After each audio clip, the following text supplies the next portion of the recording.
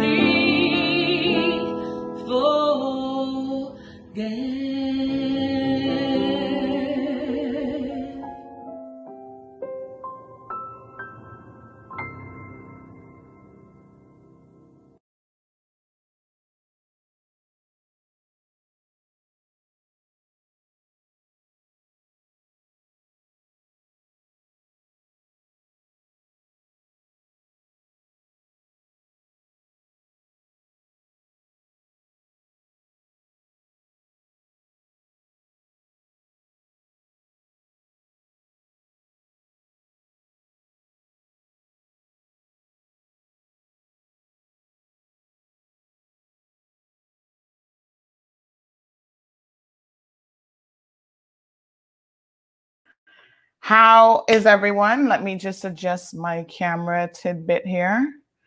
There we go. Happy Monday. Looks like everyone's off to a slow start this morning. Hi, Miss Barbara.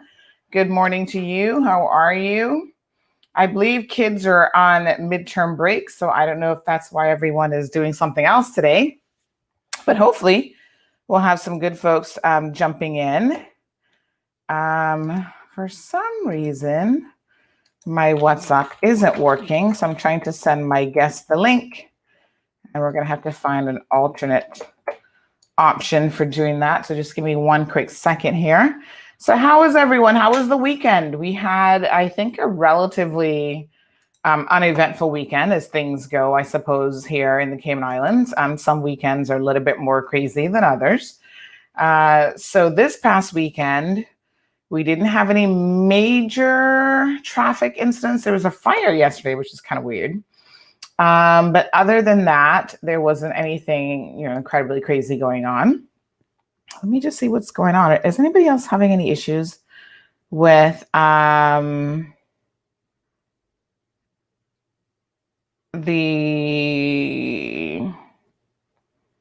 WhatsApp this morning? It's a bit weird. Is WhatsApp down? It says this site can't be reached. Huh. All right, let me, I'm gonna have to send my guests the link by email because for whatever reason, I think WhatsApp might actually be down. Strange. Wow. Yeah, it keeps saying that I can't connect. So there you go. You've always got to have more than one method of bringing things online. Maybe that's why no one's here, because my WhatsApp group has forgotten that we are live. I'm not quite sure. All right, we'll keep an eye on that situation, see what we can figure out here. Very bizarre. Okay, so it was a good weekend, I must say.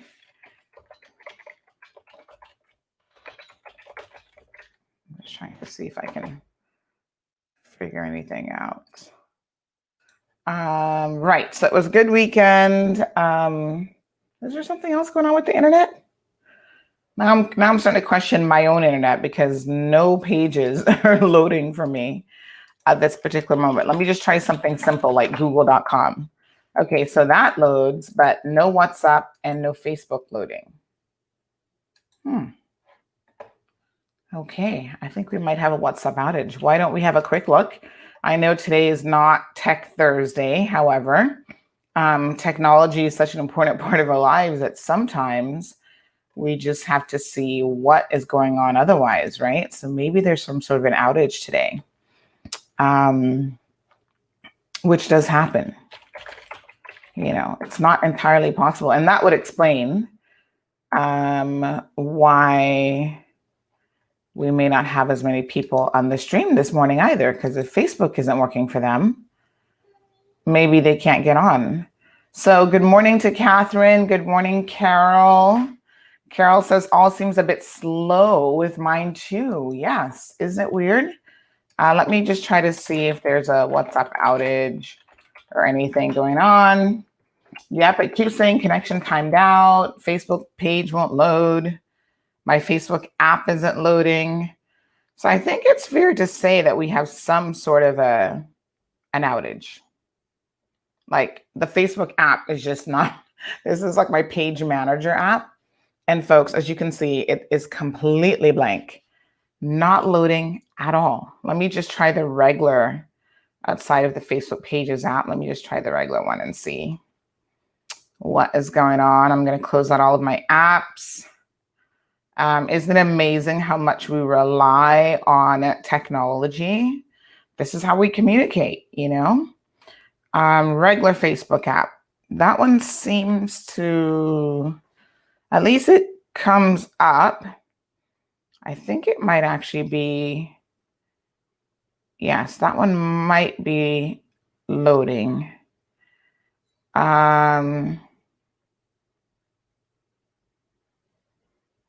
Yeah, that's sort of loading. Not particularly well, but it doesn't look like it's updated anything in 8 hours. So there is such a thing as a WhatsApp outage map detector. And it seems like based on the map, we sure do have an issue here. So give me 1 second here, and I'm going to try to figure out what's going on for you guys. There appears to be some sort of an outage that is impacting us and a few other places in the world. So I'm going to bring this up so we can all have a look at this.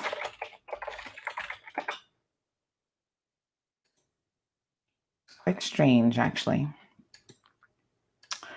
But there you have it. Modern technology, folks. We rely on it and we hope that it works. And every once in a while, it just does not work for us. I'm supposed to have a guest this morning, but I don't even know if he'll be able to get my message. But here's the outage map. So looks like parts of South America, Central America looks covered, Mexico, and that big spot over the US, is that just like Florida and us that's got an outage here? I'm not even sure. But yeah, it looks like there's something going on in the world of WhatsApp this morning. I'm just trying to see if we can see exactly what might be happening. So I'm checking just tech news in general. Let me see here. Technology news.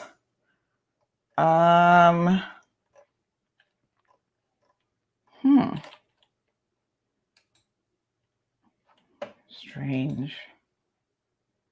Okay, so it looks like Facebook finally loaded for me on one screen.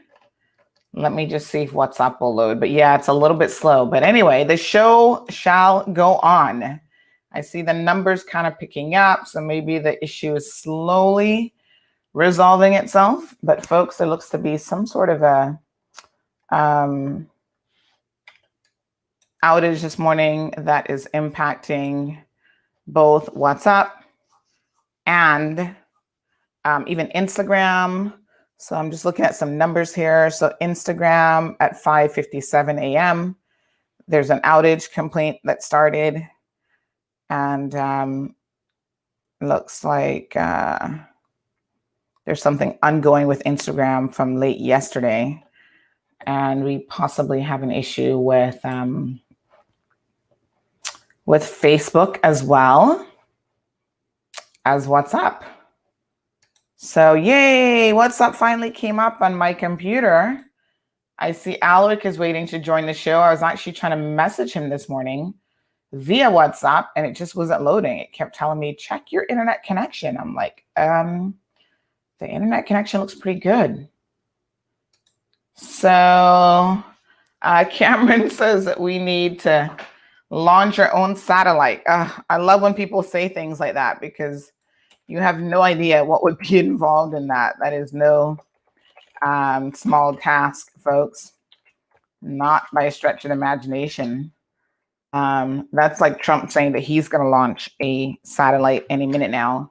And I kind of chuckle because although he may have the resources available to him, he makes it sound so incredibly easy. Well, we'll just create our own space station and launch everything that we feel like launching. And you're kind of like, okay, then. Sounds like a great idea in theory. But the practicalities of it are a whole other situation. All right.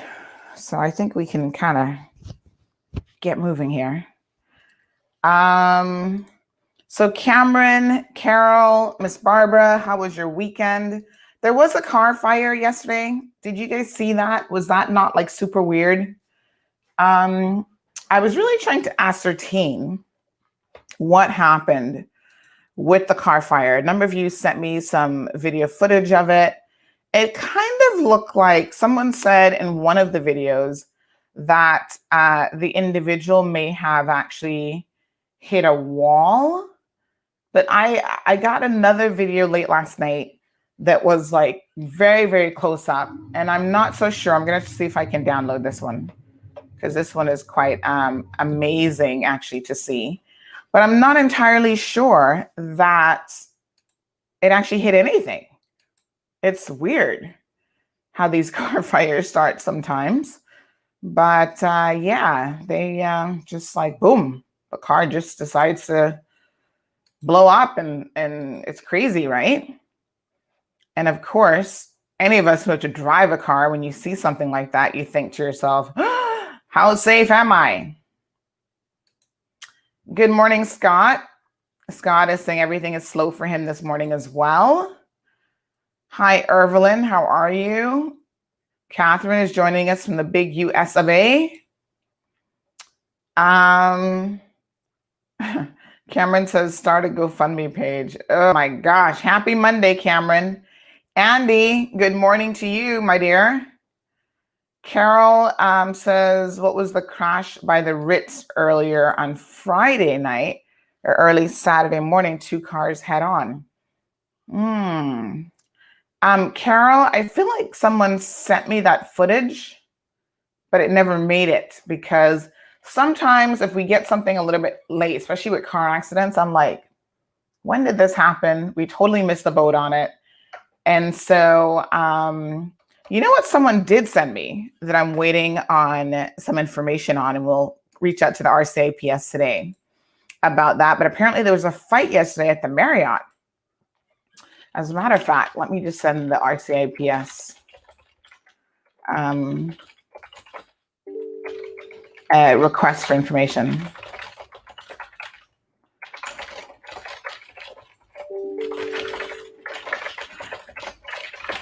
To see if anyone was arrested. I mean, we have the video of it, so we know for sure that it definitely did happen.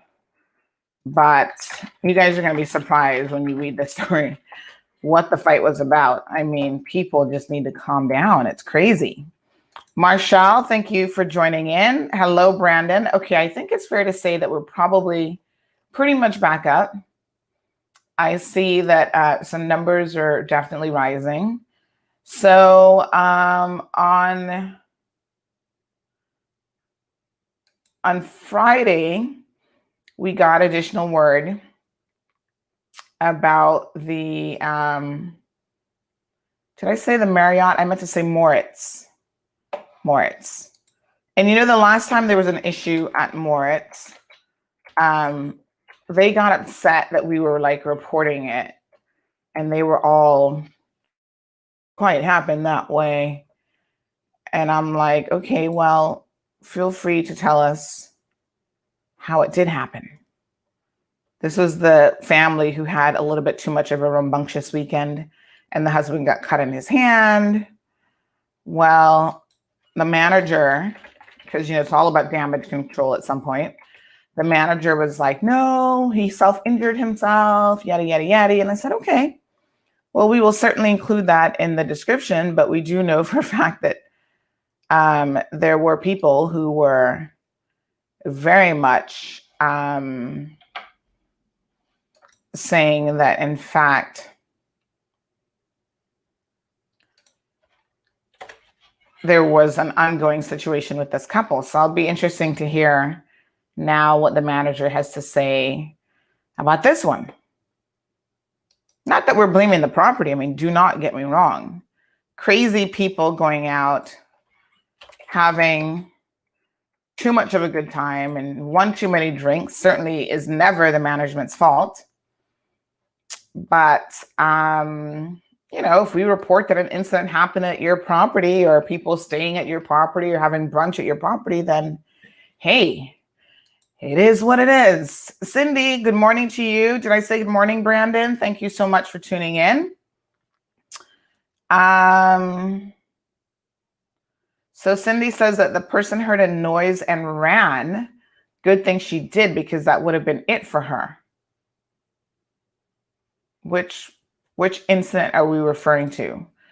Is that the crash by the Ritz or the fire incident on the waterfront yesterday? I'm not quite sure which one. Yesterday afternoon, I kind of felt like everywhere you went, there was an incident that was preventing you from going in that direction. So Sound Road, the water authority was digging up the road, laying down some pipes. And then we had the incident on the waterfront. So part of the waterfront, South North Church Street, was blocked.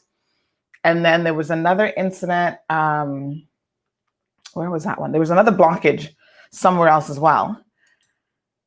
Another accident, I think it was.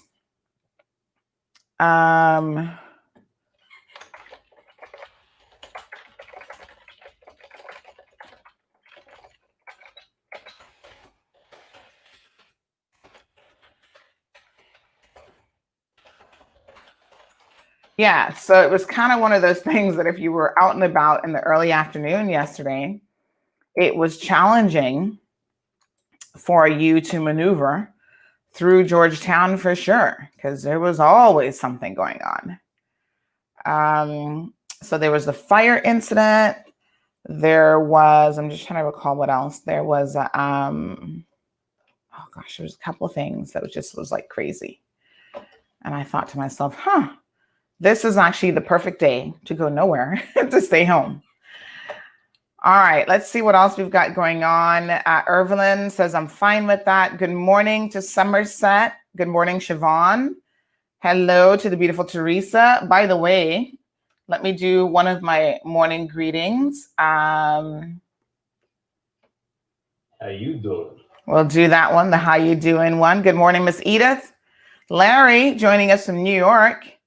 Debbie, sunshine, and ready to go. And of course, Miss Sue is here for it. So I think we've got enough people now where I'm no longer worried about what was going on with the internet. For a second there, I'm thinking, where is everybody? Either everybody fell asleep yesterday and had one too many and decided to just sleep in this morning, or there's something definitely going on. But listen, I know you guys like the back of my hand. You're here for it at every given opportunity.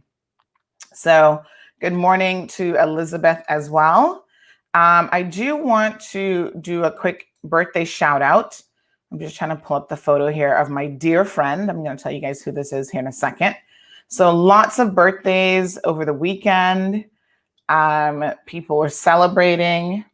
We'll talk about COVID maybe tomorrow, because a lot of you are getting a little bit concerned now, because all of our numbers, pretty much with the exception of the one child that was like a week positive, all of our most recent numbers have been spiking because of tourists coming in. And thankfully, we are catching them, and I keep hearing people say, why are we not testing before people come in? I don't know how many times we have to actually have this conversation, but I guess we're going to just keep saying it until it's embedded in people's head. But pre-testing does us no good. It only tells us at that particular moment in time if the person actually had the virus. When they come ashore, it doesn't tell us when they come ashore if they have it when they come ashore.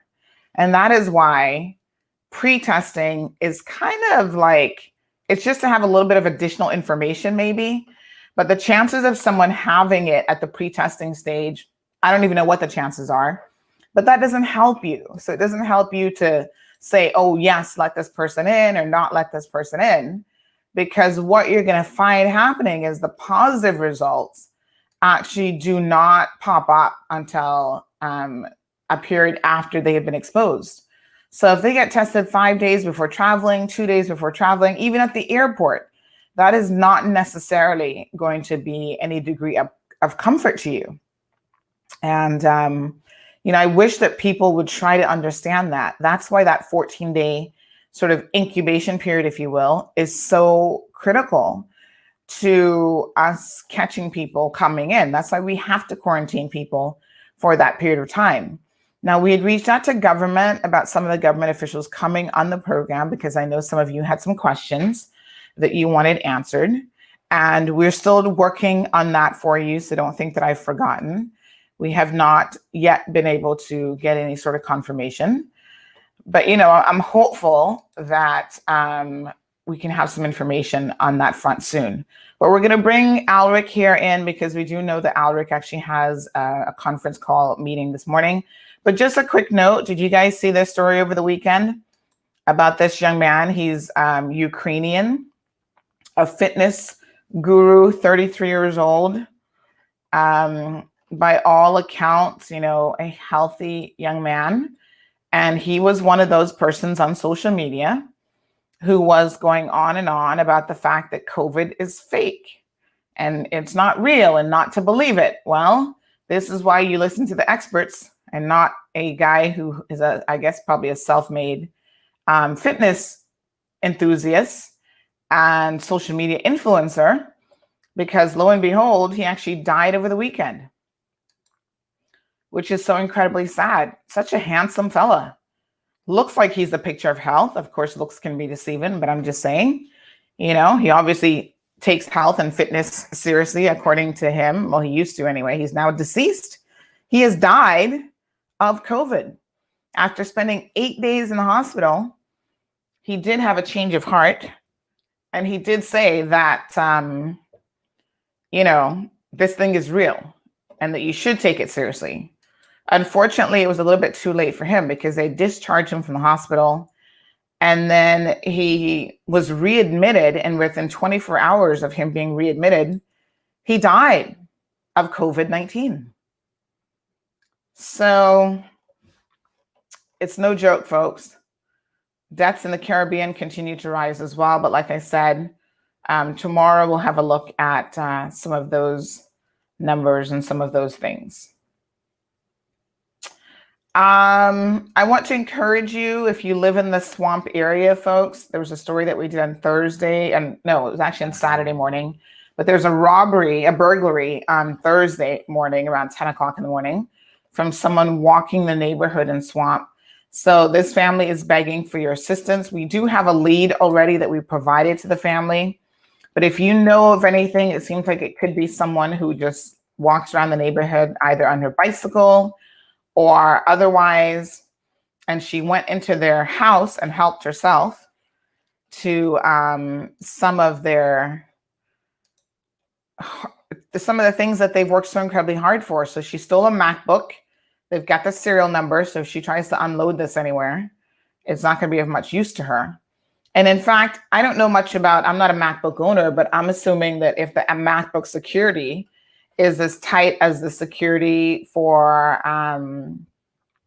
the Apple devices like the iPhone, what is she going to be able to do with MacBook? She's not going to be able to get into it in any way. So the pawn shops need to keep an eye out for a MacBook, a Bulova watch, Tag Heuer, and Gucci watches. She stole 6 perfumes from men, Chanel sunglasses, 2 older model iPhones, a Louis Vuitton, and a Michael Kors handbag. So she got quite a loot there. And I'm assuming that she's going to be trying to offload these things as quickly as possible. So if you see anyone trying to offer these items for sale, they're looking for a female they said darker complexion, but the lawn guys who saw her didn't take particularly close notice of her because they were busy doing the lawn, but they did see her kind of going door to door, and they thought that she was she had a bicycle and she had a laundry bag, and they thought that she was either selling something or may have just been begging for donations or whatever. But apparently she may have, they think this is the best suspect they have, gone into someone's house and stolen a large number of items. So really hard pill to swallow when you work incredibly hard. But anyway, Mr. Alric, good morning to you. How are you? Thank you so much for joining us this morning. It's my pleasure. Thank you for inviting me. Now, Alric did a video on, I think it was on Friday, and I'm going to play that video first because that will lay the foundation for our conversation that we're going to have today. But really, the conversation is one that we've kind of had in the past before, but it's not something that you can have a single conversation on and then you're done. This has to be an ongoing dialogue because the truth of the matter is it's a bit of a reputational problem for us as Caymanians that I think that we need to address. And you know how they say that every lie might have an element of truth to it? And that's why you might actually believe it, because there could be just that little smidgen of something historically that makes sense.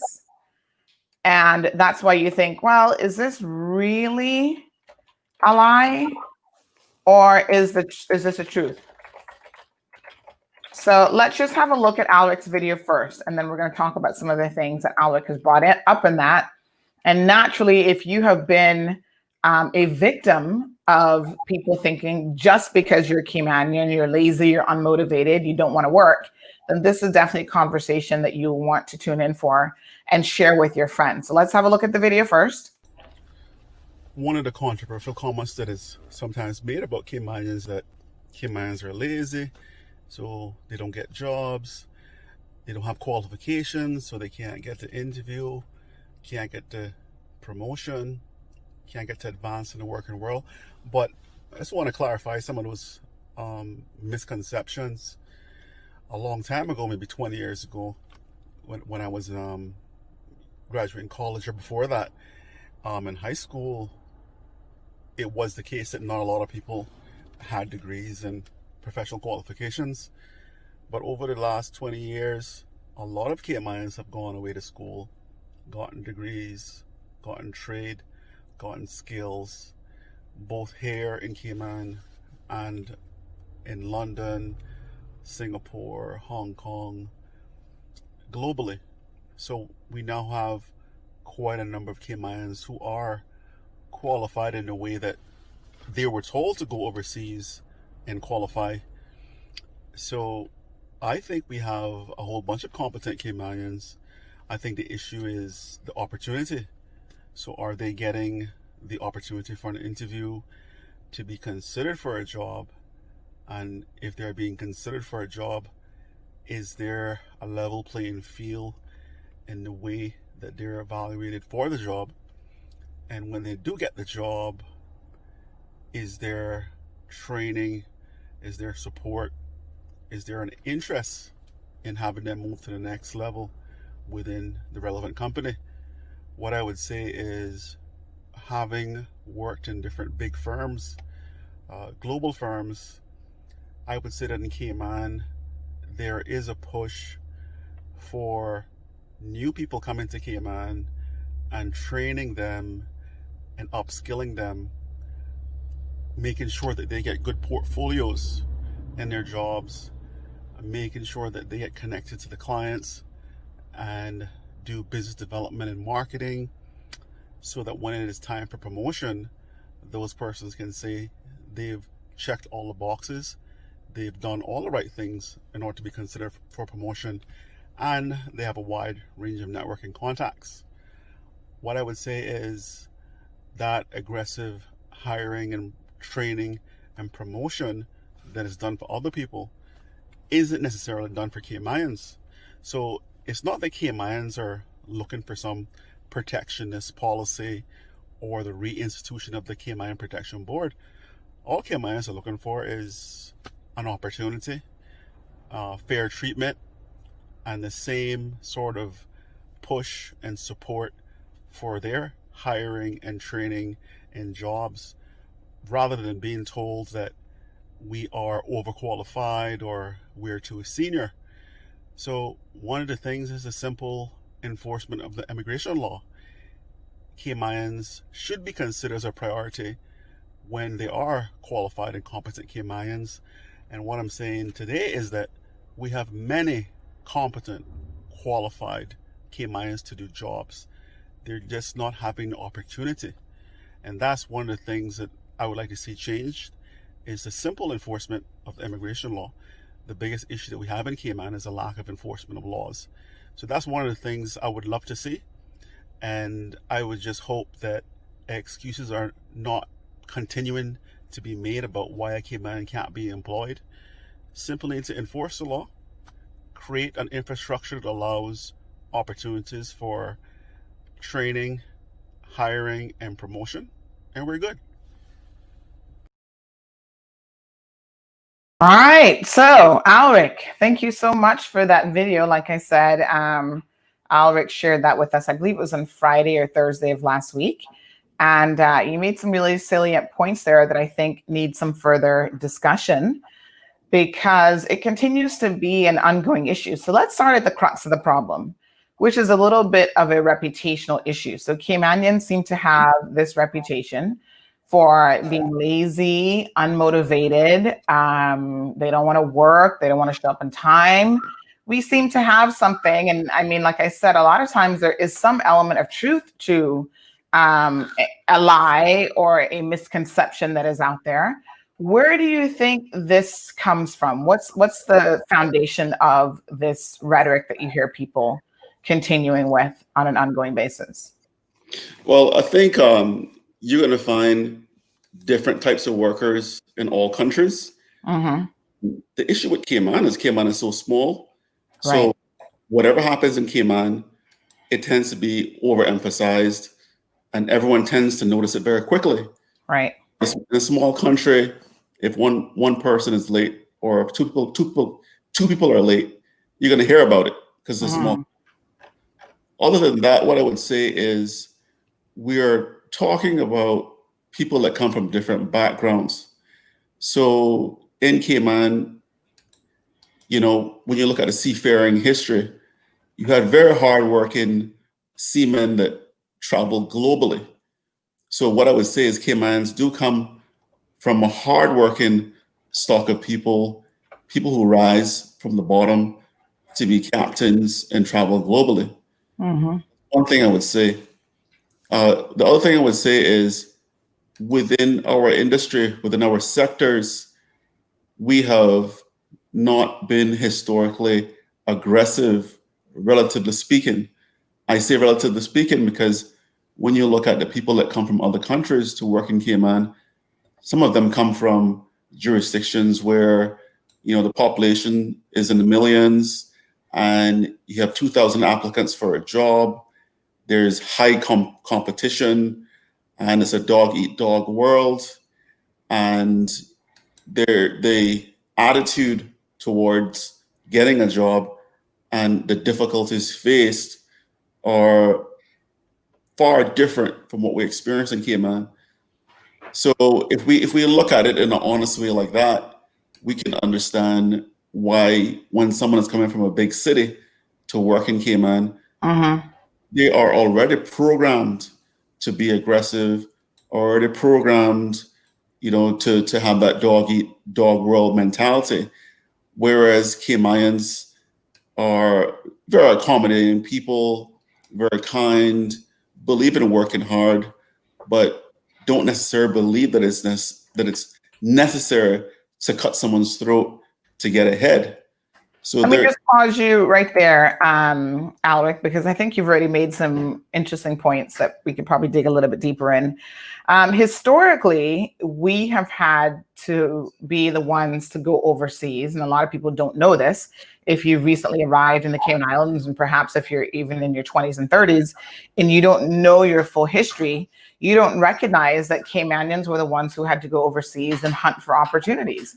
And you have mentioned a perfect example of that, which is our seafaring history. And we have a very comprehensive seafaring history, if you will. And in fact, in case you guys missed it, this Heroes Day that's going to be coming up this year is all about our seafaring history. So if you have someone, I'll just throw this in there, who was a seafarer or, went out to sea, the National Heroes Day celebrations for 2021 is going to be putting the spotlight on celebrating our seafaring history. And it's an amazing history. And I don't know if anyone has ever written any sort of comprehensive text on it. I'm going to put the link here, by the way, in case you want to nominate someone for this. But yeah, I don't know if anyone who has written a comprehensive history on this, but I think it's important to understand how it ties in to the whole employment aspect. So there was a time when just the nature of what it was in the Cayman Islands, we did not have a lot of opportunities available to persons here. And at that particular time, it's the men who were the breadwinners of the family, not so much the women. They were still very much the homemakers and, being at home and supporting the family in that very important role. But they had to go abroad and look for work. And that is why so many of our men who are now in their 80s, 70s, maybe a few in that 60 range, but I'm just sort of thinking off the top of my head, like my dad would have been one of those individuals. I mean, he passed away, years ago, but he was in his 70s at the time. And that's been, almost 20 years now. But, there's my uncle, Raymond, who was an engineer on a number of different ships. So they started at the bottom and they worked their way up. There's Mr. Jackson that recently passed away, Cayman Brack, who again is another perfect example of that seafaring tradition. And there's so many men that as soon as they got an opportunity, and talk about old fashioned networking, right? So maybe your brother went on a boat and then he was able to tell you, okay, this is the liner that you want to come to Texas or jump on board in Tampa. And that's why we have, notice where Caymanians went in terms of travel, even within the US, we did a lot of the ports. So we went into the Tampa harbor, the Tampa port, we went into Texas, Galveston area, because there are ports in that region as well. And that is how, those men developed relevant skills. Now they came back and some of them were presented with opportunities within government private sector. Some of them started their own businesses. So I think by and large, Caymanians have always had a history of being go-getters and being entrepreneurs as well. But I do want to talk about, Alric, how that transitioned into something very differently as a result of our early successes in the financial sector. And maybe, this is my opinion, it has done us a disservice being so incredibly successful and being able to just get a job like that. So Alric, continue your thoughts then on where you were, which is basically, I like the comparison of saying, listen, we are comparing ourselves to individuals who come from big metropolitan areas. So if you come from London or anywhere in the UK, I'm pretty sure it's bigger than the entire Cayman Islands, right? And so you already are competitive. You already know that, listen, I'm one in a law firm of 1,000 people in the UK quite easily. And that means in order for me to shine, I can't even shine in my own country. I've got to run to the Cayman Islands, and then I'm one of 100 people in a law firm, and in 5 years, I can become a partner. That's the dream. I can tell you that that is absolutely the dream for a lot of people in the UK, is to go to smaller jurisdiction, BVI, the Cayman Islands. You position yourself in the right law firm, and you have a much higher opportunity to become a partner in that firm and to move up. And that's true of pretty much any sector. Unfortunately, Caymanians don't really have that opportunity right now in this day and time. So Alric, we go from a seafaring history, Caymanians being extremely hard workers. I mean, I remember my aunt telling me stories. She's now in her 70s. But when Moritz first started, all of the staff were Caymanian ladies, all of the support staff. They were working in the kitchen. They were housekeepers. They were doing everything. And they worked incredibly hard. They didn't have a reputation of being lazy.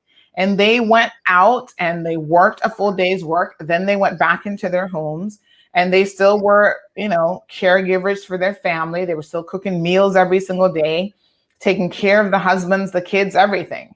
So how do we go from that type of history, which a lot of people may not be all that familiar with, and here we are in 2020, and people are now saying that Caymanians are lazy, they don't want to work. What happened?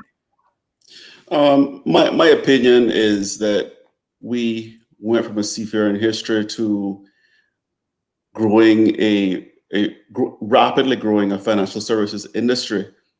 In rapidly growing financial services, we focused on foreign investment and foreign investors coming in.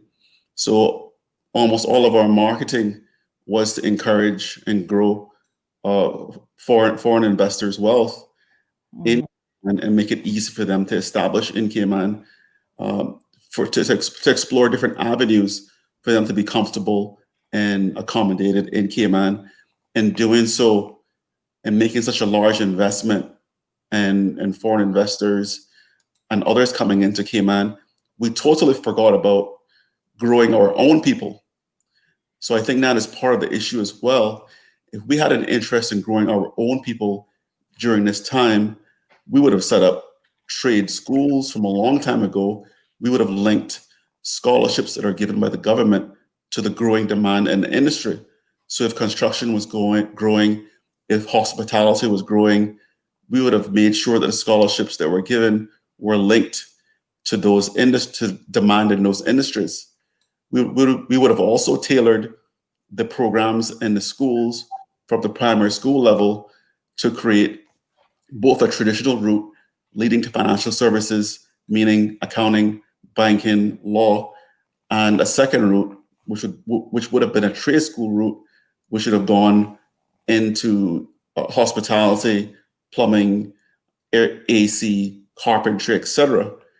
And so if we had done this a long time ago and created two different routes, we would have had students with two success stories, rather than today where if someone has a vocational trade skill, they're seem to be looked at as less than. So part of this is the infrastructure and not ensuring that we have the infrastructure in place to grow our own.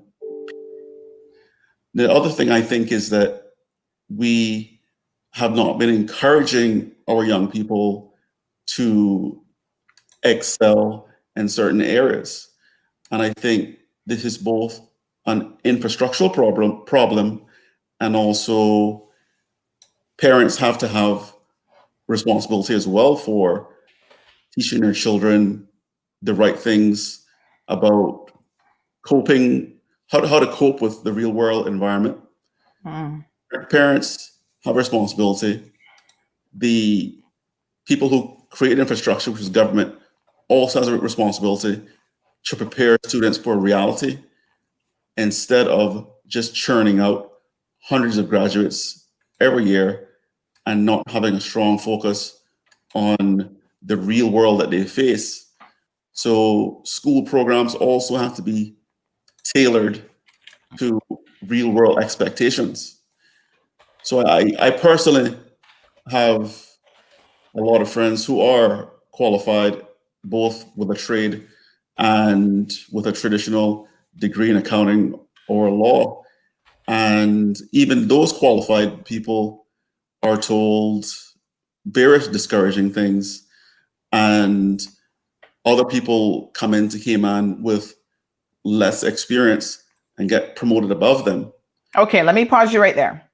So is it entirely possible that part of this issue or this myth, if you will, we're saying that it's a myth, that it's a lie, it's a well-placed lie, there is a smidgen of truth to it that we have to take responsibility for. Now, here's why I say that, right?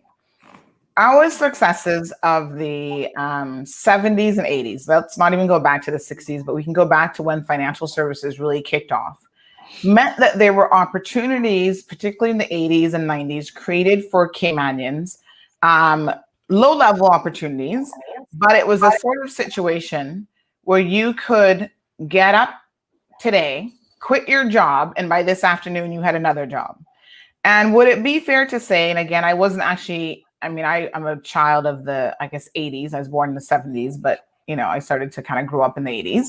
And I wasn't here growing up for the most part. I had left the jurisdiction. But is it fair to say that there were people who took advantage of that situation and they helped to perpetrate this reputation that, Caymanians don't want to work. They don't always want to show up on time. And they feel like they are entitled to a job just because they are a Caymanian. And so they will come in if you do something or say something that they don't like, they don't have the resilience to stick with it. They're going to say, okay, I'm out of here. I'm done. Pick up their bags and leave. And because there were so many opportunities available, whether you're in the tourism sector, whether you were probably, delivery services, restaurant, whatever, secretaries, it was easy to find another job. And so they just picked up and left and moved on. And through the process of maybe that happening, even on a small scale, that created a reputation that Caymanians can readily, go out there and find opportunities. But the reason why that is being done is because Caymanians are indeed lazy, they're unmotivated, and that sort of thing. What are your thoughts, Alric, on that being a possible contributing factor to this misconception that we're now dealing with? Again, we're comparing the successful job environment in Cayman, where when I was graduating high school, we certainly still had more jobs available than people. Mm-hmm. So I think, it was easy to change jobs in those days. It's not that easy now. It's very difficult to change jobs now or even get an interview. In those days, yes, it's true. A Caymanian could leave one job this morning and get another job in the afternoon. But that is just a state of the affairs of the economy. We did have benefits. We had a benefit of a good economy, and we had that flexibility to move around. Not all people had a fair and equal treatment in their jobs in those days either. So we have to also look at the reason those people are moving around. Some people assume that they would have gotten better treatment, promotion, salary if they move to another firm, they would move vertically upwards. But I think what many people experience is that the same sort of infrastructure was in place at other firms, and they tend to move horizontally. So I think there's more than one reason to explain why Caymanians may have moved jobs in the past. And it was facilitated by a good economy. Mm-hmm. Now, when you talk about entitlement, we do have an immigration law that says that, you know, the people who should be considered are Caymanians, permanent residents with the right to work, and lastly, any person who's ordinarily resident in Cayman. So you're meant to consider that structure under the immigration law when it comes to jobs. The issue that we have now is when it comes to the actual immigration law. As you know, these days, you're supposed to register with work, supposed to register those jobs with work, and Caymanians are supposed to register with work. One of the issues there we have with the law, the operation of the law, is that there is this ability for certain parties to apply for an exemption from registration on the work site. So if you're an employer, you do have that possibility of getting a waiver from cabinet. So if I could just bring up the actual wording. It says the prospective employer, unless the prospective employer has been exempted by cabinet, Mm-hmm. the board or by the director has registered a vacancy to which the application relates on work for 14 days. Basically, unless you get an exemption from cabinet, Mm-hmm. you have to register the job on the portal. But it's the legal wording is very important. Unless the prospective employer is granted exemption by cabinet. So I'm not sure how many exemptions cabinet may have granted, but it would be significant, for example, if a couple of huge firms were granted exemptions, that means that they wouldn't have to place the job on the site. So Caymanians would never be aware of the job. And so those permits would be constantly renewed. And I don't know if you want to move on from that point, but I was only going to mention, what the immigration law says about training. I don't know at what stage the wording regarding training was changed on the regulations. Mm-hmm.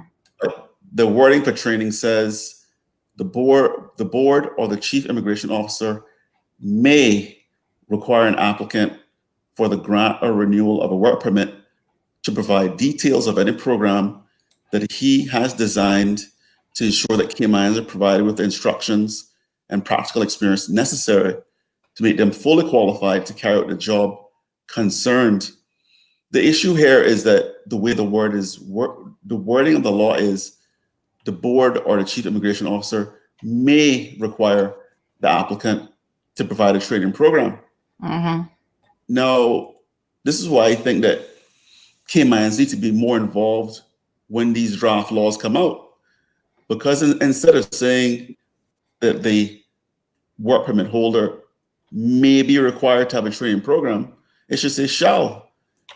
It should say shall be required to have a training program. And because shall has somehow been changed to may, then there seems to be no real legal obligation or any pressure that's being placed on an employer. I keep saying that every time a draft law comes out, we need to have a plain English version of that law so more Caymanians understand the implications.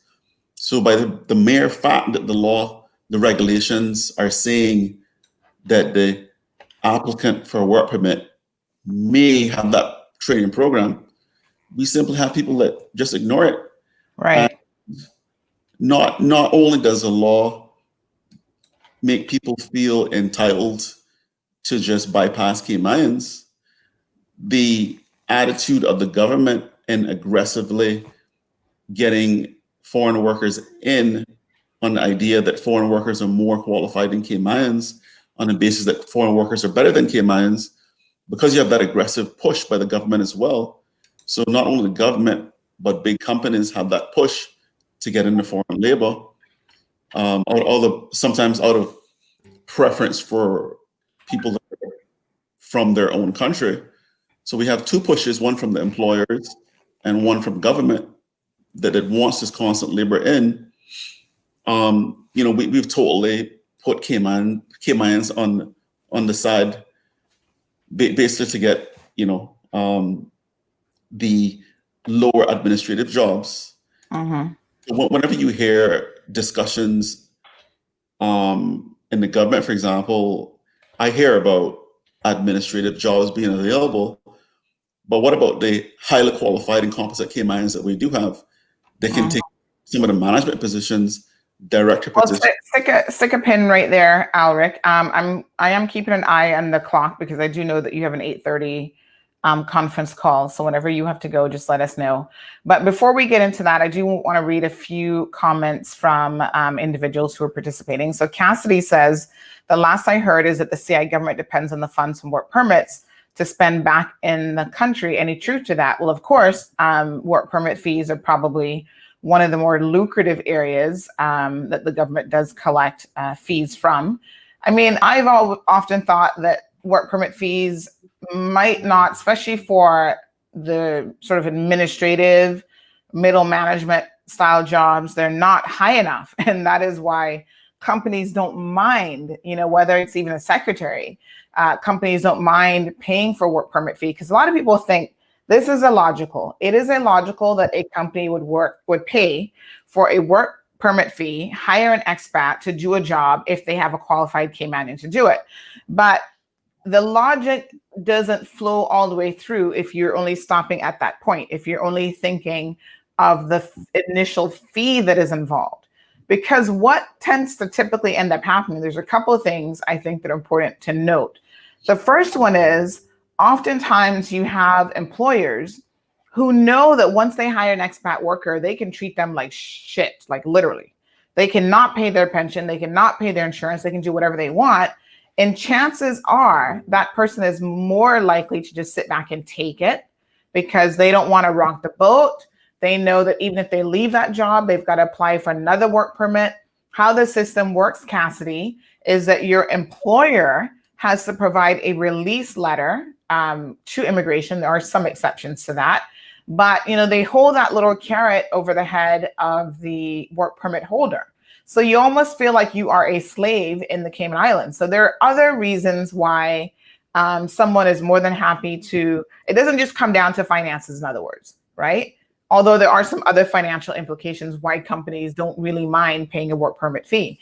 I mean, I've had people take out a work permit for someone, promise them a particular salary, and then when they got into the position, all of a sudden that salary was something different. And because they were here on a work permit, it was one of those situations where they were like, well, what am I going to do? I've just tied myself into at least a 1-year contract with this individual. Let me just hold it down and see what I can do, right? They weren't paying pension. They weren't paying health insurance. They were working them beyond what the contract said. And the person felt like they had no alternatives but to just sit back and take it. That's one of the unfortunate things that the work permit system creates.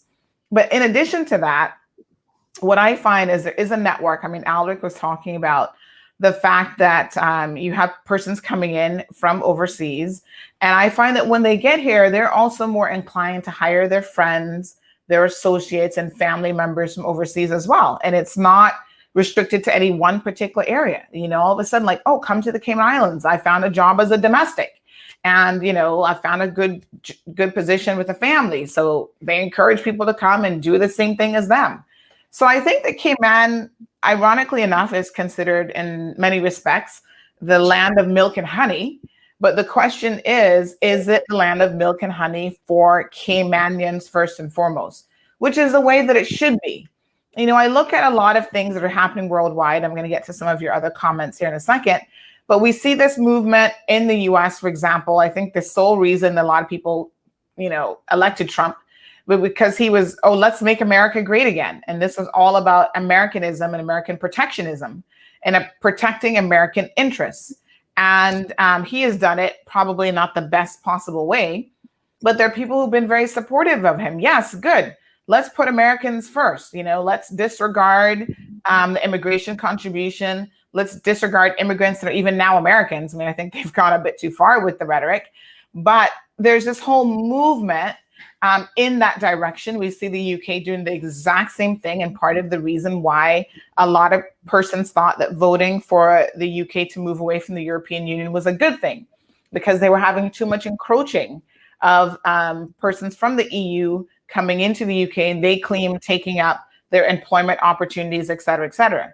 Now, what I find to be incredibly interesting is when the opposite happens. So when those same persons travel to someplace like the Caribbean, like the Cayman Islands, and we say to them, well, we feel like you're starting to encroach on us. So Alric does have to take his call. So we're going to let him go ahead and do that and come back to us here in a bit.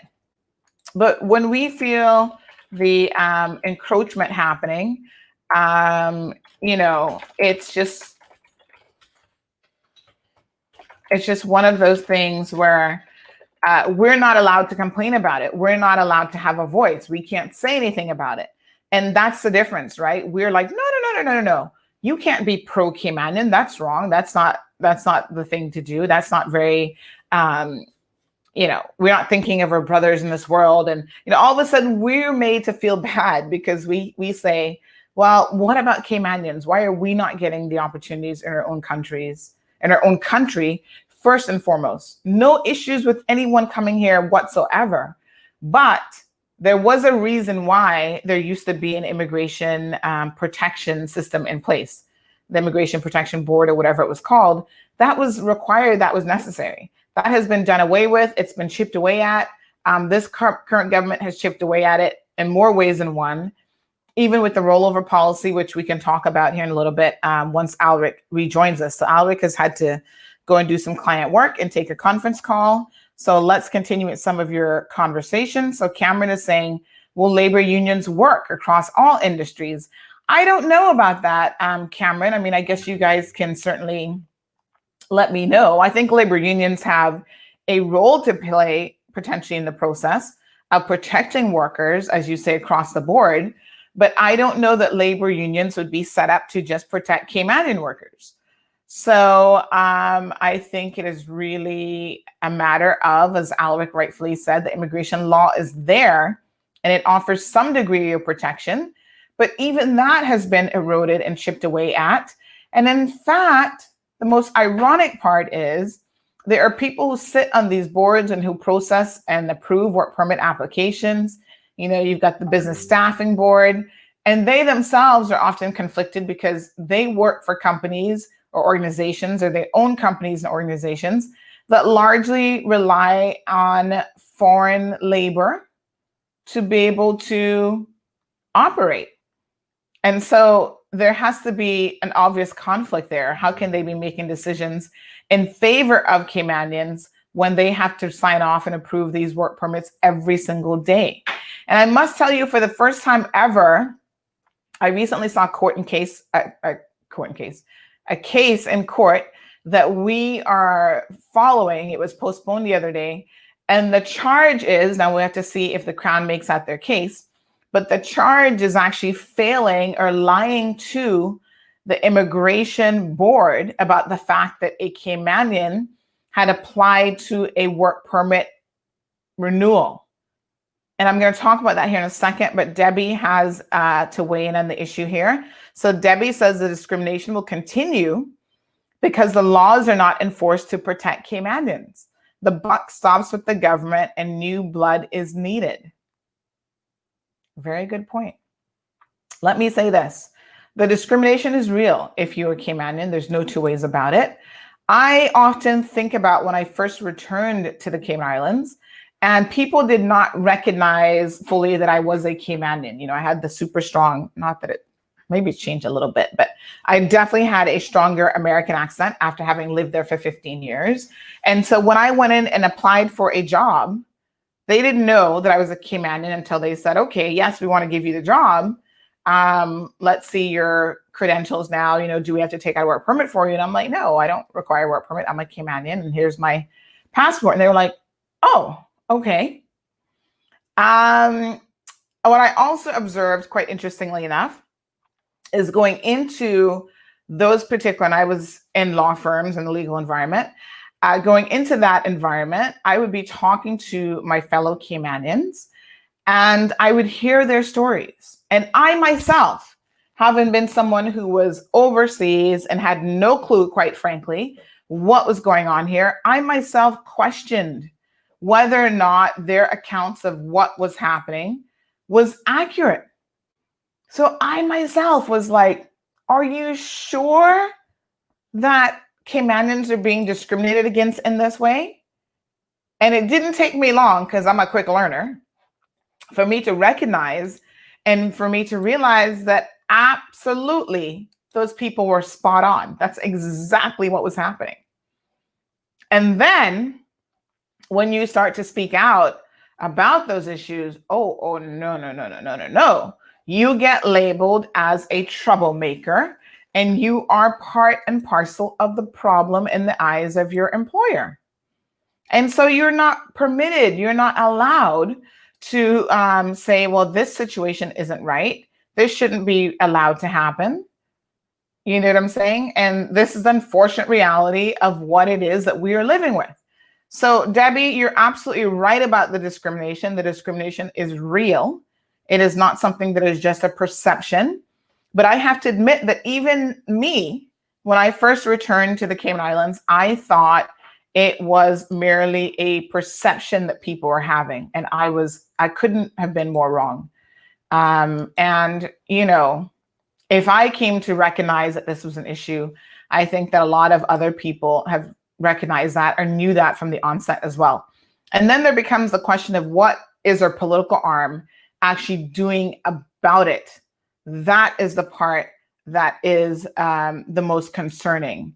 How are they, you know, making any relevant changes to the system to assist Caymanians? That's why Debbie says we need new blood. Sue says, Debbie, and they want the big permit money too. So let's go back to this point that Cassidy raises about the fact that, you know, work permit fees do help support the government. And of course they do. It's like custom fees. I think customs is the one department that clears, like, you know, in terms of not having more debt than they bring in. Customs is like at the top of the line because customs makes money for government. The immigration department now makes money for government. But how much money is worth disenfranchising your people? And how much money is worth putting them in a far worse position than they would have naturally been? And does that really make any logical sense to do that? My opinion is it doesn't. Just having a look at some of your additional comments here. So I see Linda has joined the conversation. Give me 1 second, folks. So Natasha says, not all Caymanians, and this is everywhere. Natasha, I'm not sure exactly when you say not all Caymanians, what part that comment was referring to. Hopefully you're saying that not all Caymanians are lazy, because definitely the vast majority of Caymanians are not lazy individuals. They are very hardworking individuals. And yes, we do have a segment of our population who doesn't want to work. But as you have said, Natasha, you go anywhere in the world and you find that. What I find happens, and maybe this is a bit of where people get their misinformation from, when they come to the Cayman Islands, as Alric said, Cayman is small. So you hear the stories right away of, oh, you know, Caymanians are this or that. So if you're an expat, you get introduced to those stories straight off the bat, and you don't get to hear the history of the Cayman Islands. You don't get to hear about our seafaring history. You don't get to hear about how Caymanians started the financial services industry and how they put certain things legislatively in place and otherwise, how they worked their backbones off to start a lot of the businesses that you now enjoy the services of. So whether it's like a Foster's Food Fair and A.L. Thompson's or whatever, Those are Caymanian owned businesses that started from little or nothing and have been built into, relative success stories for the Cayman Islands. And so they're never told those success stories. They are just told to hyper focus on the persons who don't want to show up to time, work on time, who don't want to do their jobs, who feel like they can continue to job hop. But do you know how many expats job hop? I mean, I've come across situations before. Even in there's a particular person that kind of comes to mind who's a hairdresser, and this person has changed so many jobs over the years that they've been here. And of course, immigration is supposed to have a policy against job hopping for expat workers, because that's not to be encouraged when you're here in a work permit. But it does happen. There are people who change jobs all the time. And why are they changing jobs? No one's saying, well, that person's lazy. They have work ethic issues. When they're on the job, they're not focused on doing the client's hair or nails or whatever. They're chit-chatting about their personal business. People don't hold them to account in the same way they would if that was a Caymanian employee who was doing those things. So I do believe that there are two very different standards by which people are operating. And do we have lazy Caymanians? Absolutely, 1,000%.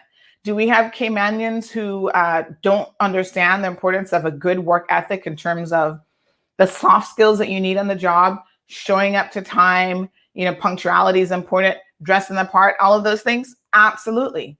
But we also have expat population who does that as well. But they're going to get a cover or a pass from their colleagues or others because, hey, it's a okay sort of thing. The other thing that I think it's important to help put this conversation in perspective, right, is when you go to another country. So people come here to the Cayman Islands and your sole purpose is to come here for maybe 5 years, 1 year, whatever, to work and save some money that you can then take back home. What else are you going to do? And this is a serious question here. What else are you going to do but come here and work? So you don't have your family here. You don't have any distractions. Depending on obviously your position, some people do travel with a husband and kids, but a lot of persons who are coming here in the restaurant, tourism sectors, even legal secretaries, they come here with a suitcase of clothes and that's it. Nobody in tow, nothing to really concern about. Families back home. They'll video call them every once in a while. They'll WhatsApp them, whatever. But you can go to your job and sit there for 20-hour day if your employer wishes you to do that. You don't have to go, oh, gosh, I got to go home now because I've actually got to cook dinner for my kids. Or I've got an elderly parent or grandparent that I need to take care of or to see about or whatever. So there's also that in the reality of the work environment isn't exactly an even playing field, right? You've come here with the sole purpose of working and sending back money. So if you want to work 24/7, if your employer allows you to do that, you're in a position to do that. What else you got to do? Work and go out for a couple of drinks and hang out for Sunday brunch, and that's it. So Catherine says people don't even get an acknowledgement of receipt of the application when they apply for jobs. This is another issue that appears to be an ongoing issue that happens all the time. It's because they're not going to acknowledge it, because then when they run to immigration and tell immigration that they never received your application, if you didn't bother to copy immigration in on that, well, they're going to say, oh, maybe it went into the internet black hole and that's why we never received it. They'll come up with all sorts of fanciful explanations as to what happened to your application, Catherine. So maybe there is a logical reason from the perspective of the employer why they are refusing to even acknowledge an application. That's why now Works is set up where mandatory advertising goes through them. You apply through the Works portal and government knows that you've applied for the position. And I have to tell you, I was one of the first people, if not the first person years ago, to say, once we had this whole, whatever it was before it was Works, I forget what it's called now, but the agency where they had a similar job portal, right? And I said, why is this not mandatory registration? I was the first person to say it. Alva Saku then said it later on, but I said, why don't we have a system for government saying, okay, register your jobs, but it's optional? To me, that doesn't even make any sense. You may as well not have it if it's not mandatory. But that people always find a way around these things. So Cameron says similarities with the rapid rise and fall with Denmark. For anybody who wants context or cares, check it out. It's a good read. Cameron, send us some links if you have any. Would be interested to see. Sue says, yes, that's true. Sue saw this lots of times in them days, but there wasn't the amount of people here that there are now, and Alric is so right. Good morning, Mr. Walton. Thank you so much for tuning in and joining us again today. And so Sue talks about works. That's a whole other conversation, Sue. They need to get it together. They themselves do not help when people criticize, Caymanians not qualified, I've heard so many stories, and I've actually witnessed it myself. I've got my own experiences where works actually will send you a job and tell you, go to this job, go to this interview, and you are most certainly not qualified for the job, or it's not even in your sector. There was a time when I was registered at Works and they were sending me to finance jobs, and my background is a legal one. I'm thinking, why the heck are you sending me to a finance job? Finance and legal are not married in that way. Like, it doesn't make any sense. So I find that the persons that they have in the Works department, and this is before it was Works, this is when it was, I forget the old name now, folks, but this is when it was the other agency. They literally had no clue what they were doing, and they were obviously themselves not competent enough to read a job description or read the credentials of what an employer was looking for, and to actually then send them suitable candidates for that job. And that, again, undermines people's trust in the system. And they now are talking about, well, not only are Caymanians lazy and inefficient and ineffective, apparently so is their government departments, including Works. So this is where, listen, I will hold anybody to account, whether you're a Caymanian or expat, equally. And this is where now I do have an issue holding my government to account to say that they have got to do better. Like, it's just unacceptable how they allow this to happen. And when I would say it got so bad with me, I'll tell you what ended up happening, right? I would then say to them, listen, before you send in my name to a potential employer, why don't you send me the job first and let me tell you if I'm actually qualified to do it? That's me doing their job. Can you believe it? But that's what I had to do, because I was more qualified to look at a job description and say, yes, I can apply. This is a job I can actually do, than persons who are working in that area. And it's like, do you not have any experience with headhunting, human resources? How did you get this job within that government agency? It really does make you wonder. So Karen says that she's so sick and tired of being told that she's overqualified. I had a very permanent accounting administrative firm. I think you meant prominent, right? Try to hire me at a low salary. I was like, WTF. They ended up with an expat who they had to pay more when you factor in the professional work permit fee. But in the long run, they're still going to come out on top of that, Karen. So that's why they don't mind paying it, right? So here's the thing, Karen. This is a very interesting point that you make. And funny enough, I was having a discussion over the weekend with someone else, and they also were saying this exact same thing. They're saying it's nonsensical to tell someone that they are overqualified for a job if they can actually do the job. And I said, well, listen, this is the logic. I'm not saying that it's right or wrong, but this is the logic that the employer will use. They will say, if I hire someone who is overqualified for a position, what that means is that person is not going to stay in the position for long. This is their fear. They're not going to stay in the position for long because they're always going to be looking for that higher salary, as Karen has rightfully said. And they'll take the job because, okay, they just need a job at this moment in time. But when something better becomes available, they will be jumping up and leaving that job and moving on to greener pastures. I understand that. I'm a business owner, and I do understand the logic behind that. But I also understand that in most instances, you're overqualified is actually being used as a way in which to simply disregard someone who is definitely qualified for the position, right? To discard their resume and put it in bin file number 13, where it just disappears into this, eternal black hole, or it gets thrown in the garbage. Now, I have heard of situations, and I've had people working, even in the restaurant business. There's this very popular restaurant on the waterfront, and there was a guy there who was supposed to be, he's the manager. And of course, he's a foreign manager. And what he would do is anytime he got an application from a Caymanian, it would go straight into the garbage. And one day, a Caymanian who worked there saw this, took a photo of the garbage bin, or, sometimes he'd stick it like in the bottom drawer and act like it just didn't even come in. And they sent me some photos of this, and I was absolutely shocked and flabbergasted that people could be so incredibly blatant with their actions. And then they tell immigration, well, no Caymanian has applied. And immigration's like, oh, okay. Well, we don't have an unemployment issue here in the Cayman Islands if these jobs are being advertised and no one is actually applying for them.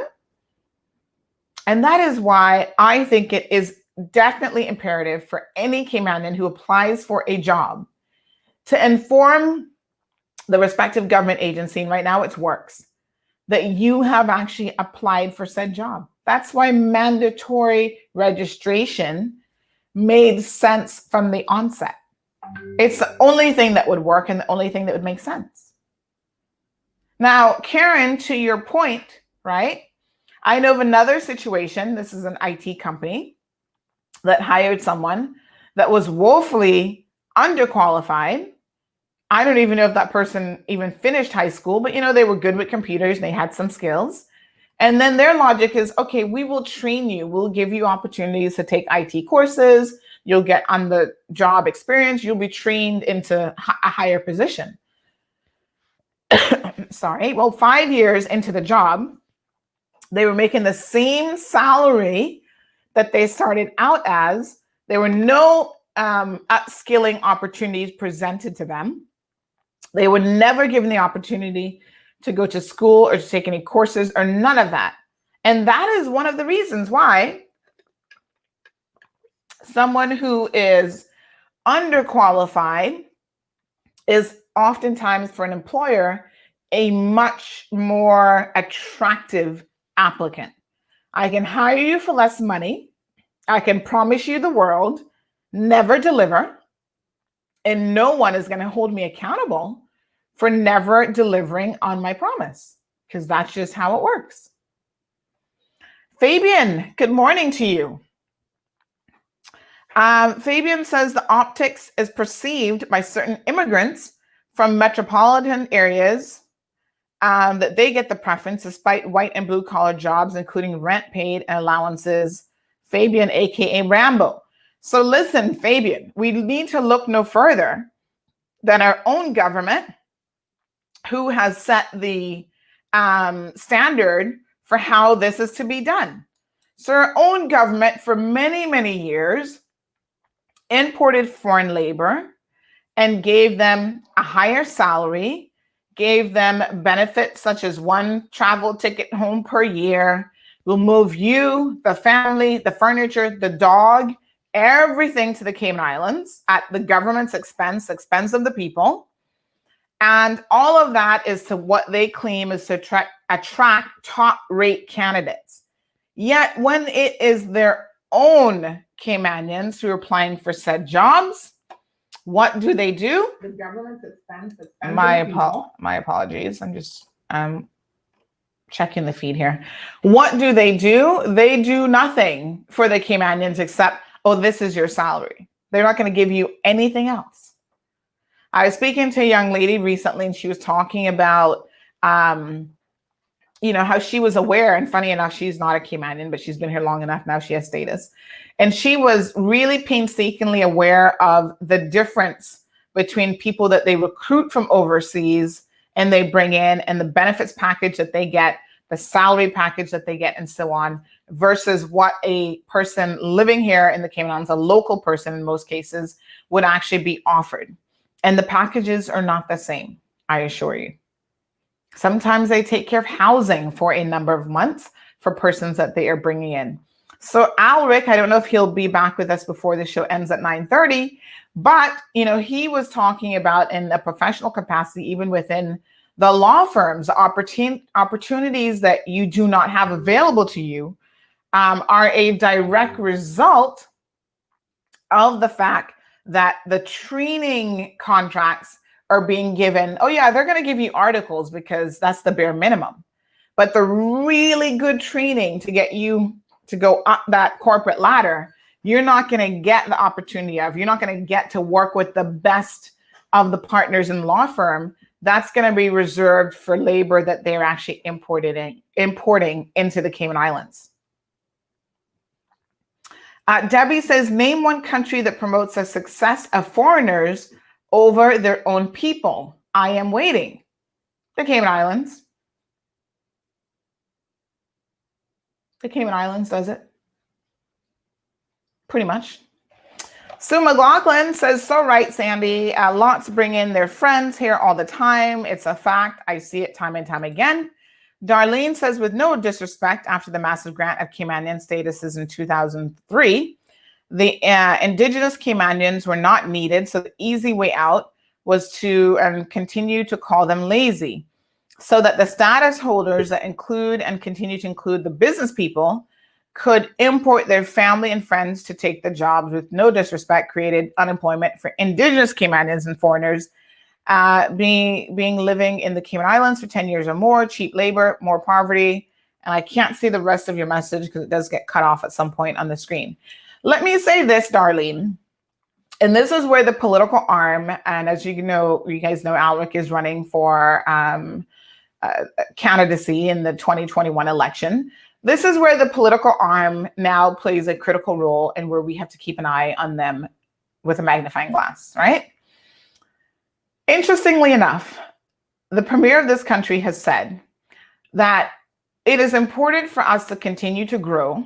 This is the Honorable Alda McLaughlin, and to bring in foreign labor, because bringing in foreign labor and foreign business helps provide opportunities for Caymanians in the support roles.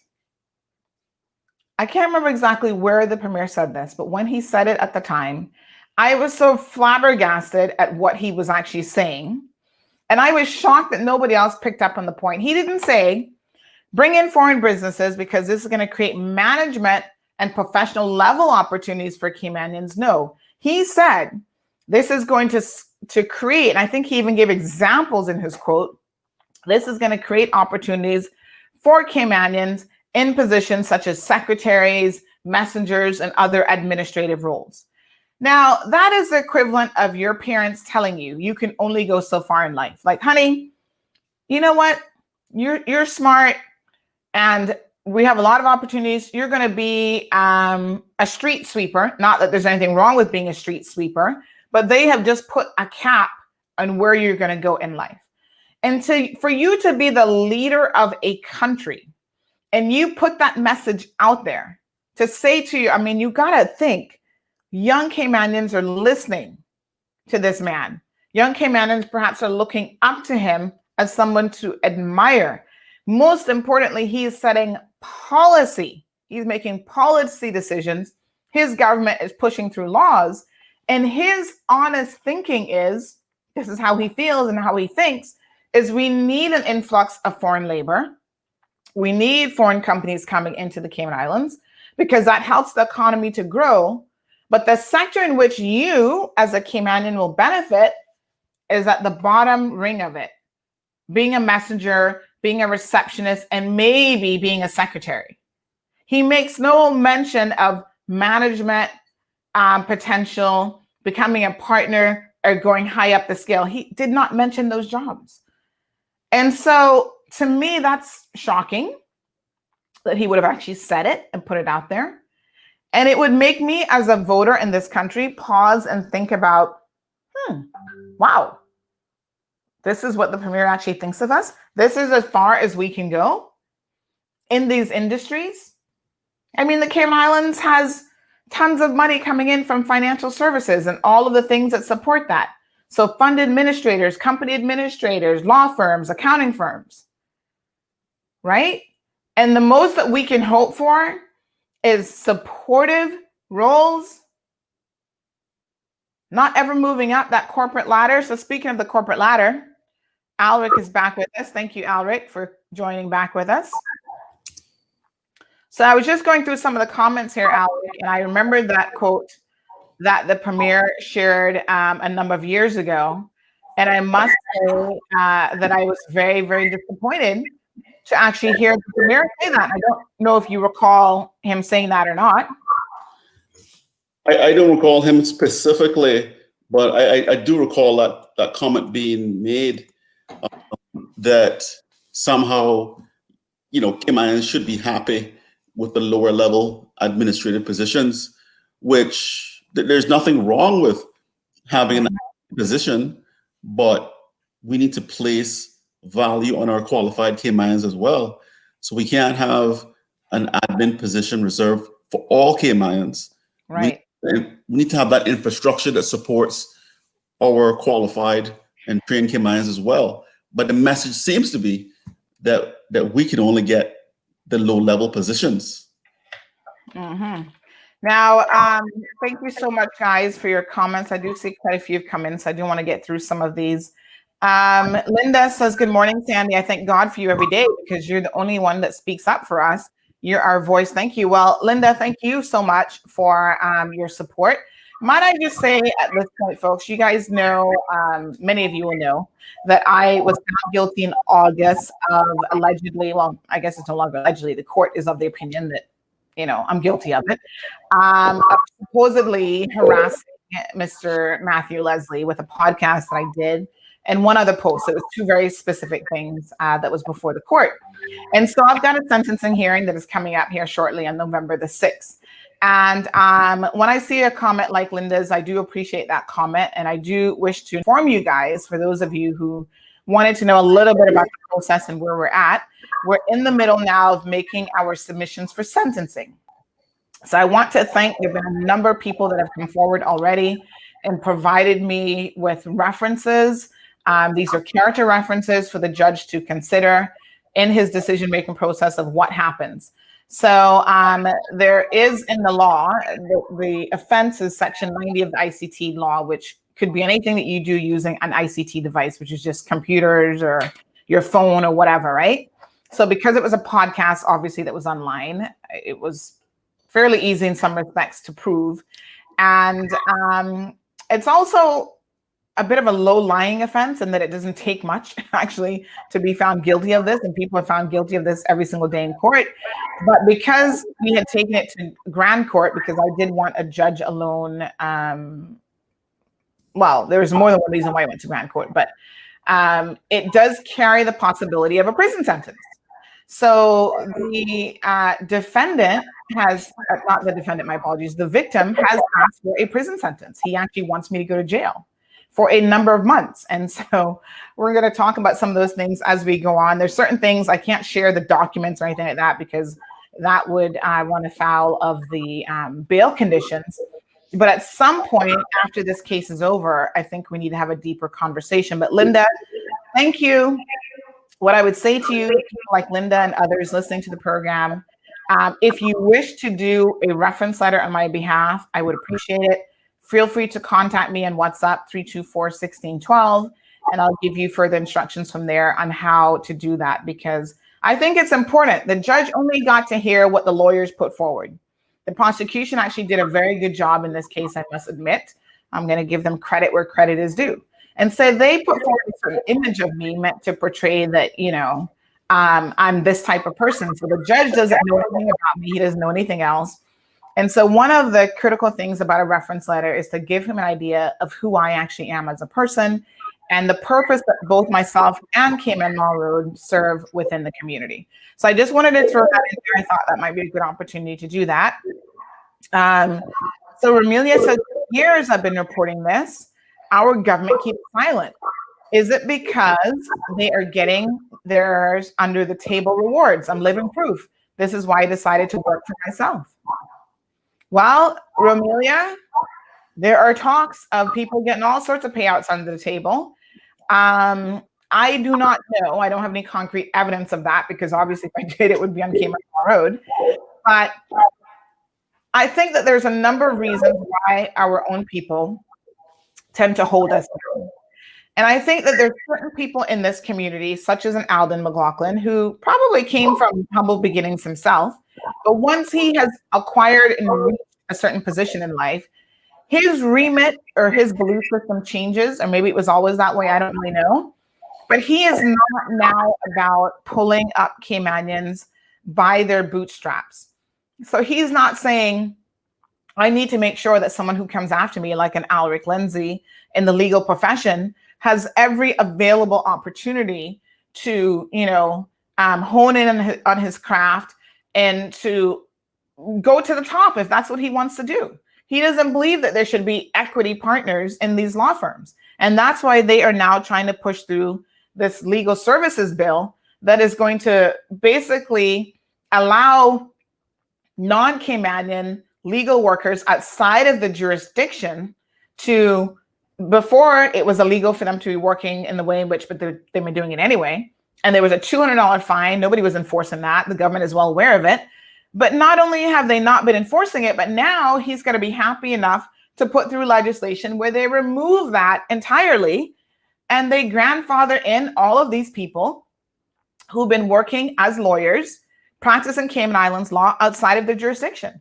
And if you don't think that that's going to have a real impact on Caymanians in this jurisdiction and their ability to do their jobs and to move up in positions, I want you to think again. Trust me, it will have an immense impact.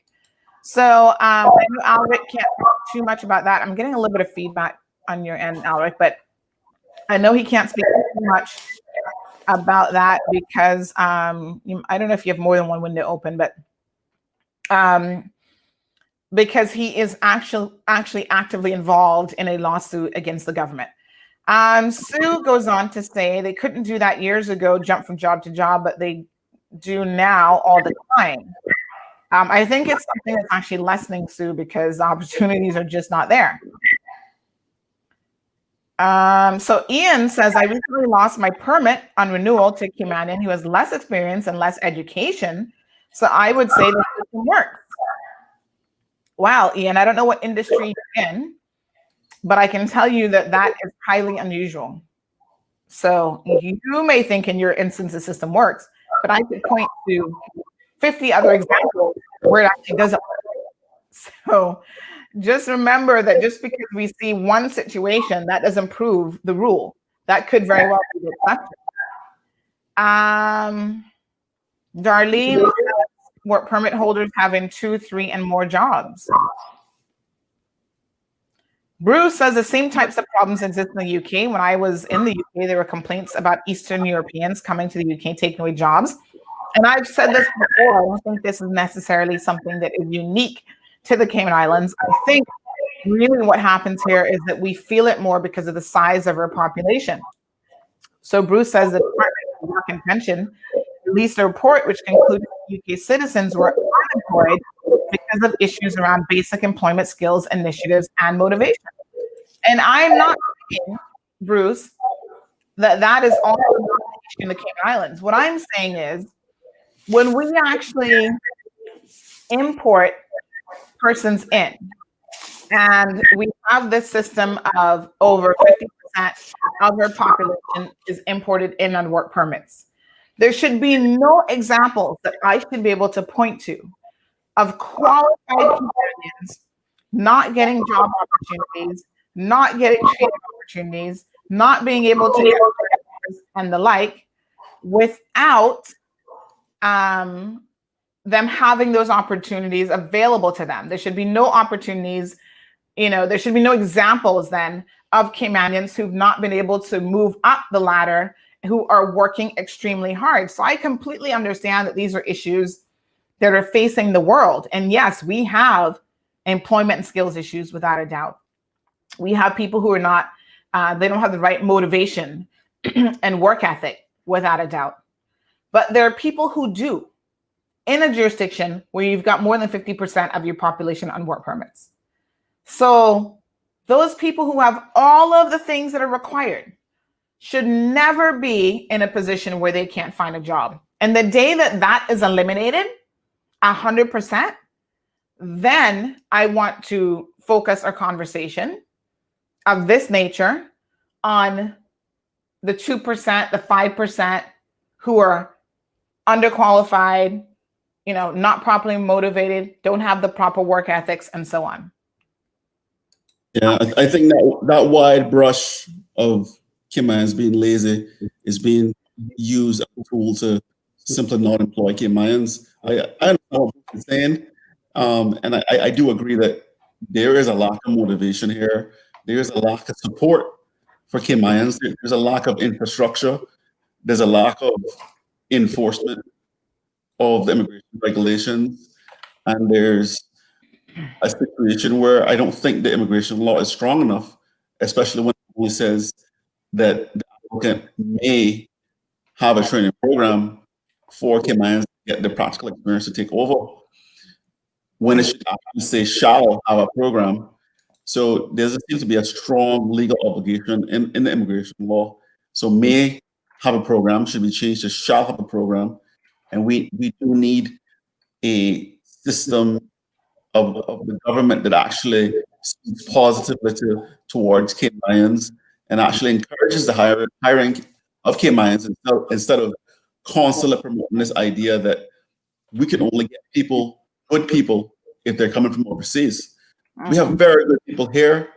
We have very good people who have gone to work overseas and who have come back and who are still being held back. So we need to get rid of this idea that somehow Caymanians have less value, than other workers coming in.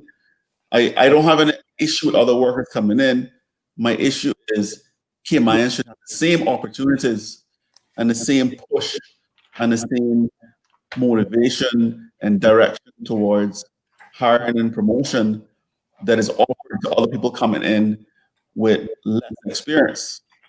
So when people talk about Caymanians having less experience or less education, on many occasions that is not true, because the person who's coming to Cayman often has less experience than the Caymanian, and the Caymanian often has to train the other person coming in. So there is a big misconception and false perception that there aren't qualified and competent Caymanians and experienced Caymanians to take over roles. What we have done as a country is to change that requirement under the immigration law to look at Caymanians first. We have changed that to an industry practice of having overseas workers as a preference for jobs where they are aggressively hired, trained, and promoted. And as a result, Cayman is a dream come true for people coming in. It's not a dream come true for the average Caymanian. Okay, well, Mr. Walton says, Sandra, this has been a talking point forever and a day. Please say who are the persons trying to fix this problem that do not have a political agenda or align politically. We need some non-political persons looking out for Caymanians' own. How does this work, Alric? I mean, obviously you're in the political arena, so maybe you have a better idea of how this is fixed non-politically. How is this fixed non-politically when the politicians drive the policy? So the issue is controlled by policy and industry practice. So the policy is basically the immigration regulation. And if you have an immigration regulation that says the work permit renewal applicant may provide a training program rather than shall provide a training program, we have a policy problem. And then when you have a government that constantly promotes the influx of foreign workers with total disregard to the competent and qualified Caymanians that are available, and then you have the companies themselves that have a preference for people from their own jurisdiction, from their own backgrounds, then collectively it's a huge problem. And it is a political problem because in order for policy to be enforced, we need the government to enforce it. So only the government can enforce it. Only the government can change the law slightly so that there are, that there is an obligation that says shall provide a training program. So it is totally political because I don't know any non-political body, other than the big firms that will lobby the government. I don't know any other non-political body that could actually influence this policy decision. It is totally political. Okay, so Karen says, I know of experienced qualified Caymanians who train expats to supervise them. Absolute BS. I'm not anti-expat, but I'm pro-Caymanian. I will train a Caymanian any time of day. If you have the privilege of being granted a work permit and possible higher salary, you better know more than me. Simple. And I hear this story every single day that sometimes Caymanians are being trained to not only supervise their own bosses, but they're also being trained to supervise someone who eventually will take their job.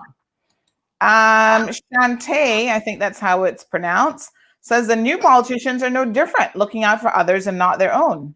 New day, same thing. Emmy says maybe because he knows that the education's out the window, going to school is a giant joke. I'm not sure, Emmy, who he is. I don't know if that's you're referring to Alden. But there are lots of people who take education very seriously, actually. Jess is in agreement with Karen. She says, I agree with you 100%. Too many times, as soon as they're trained, we the Caymanians are at the door.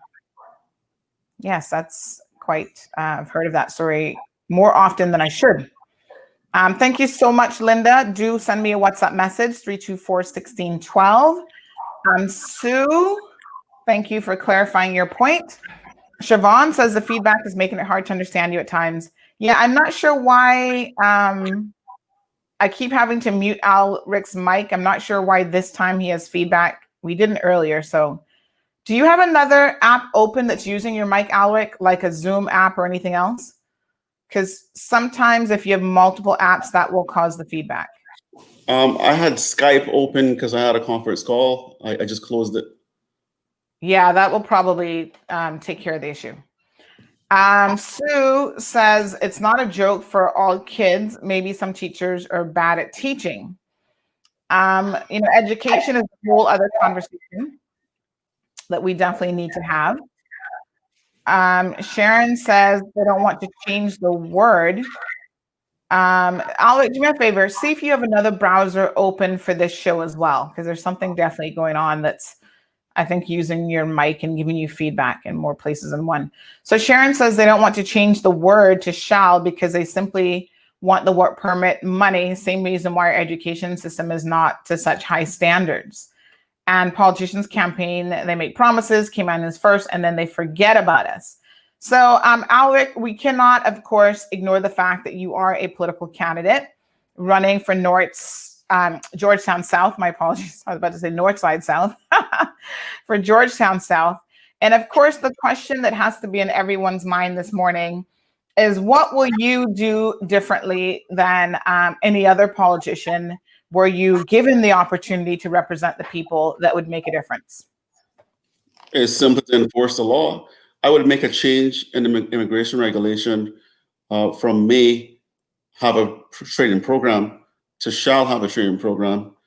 I would not allow so many exemptions to the requirement to register the jobs and work.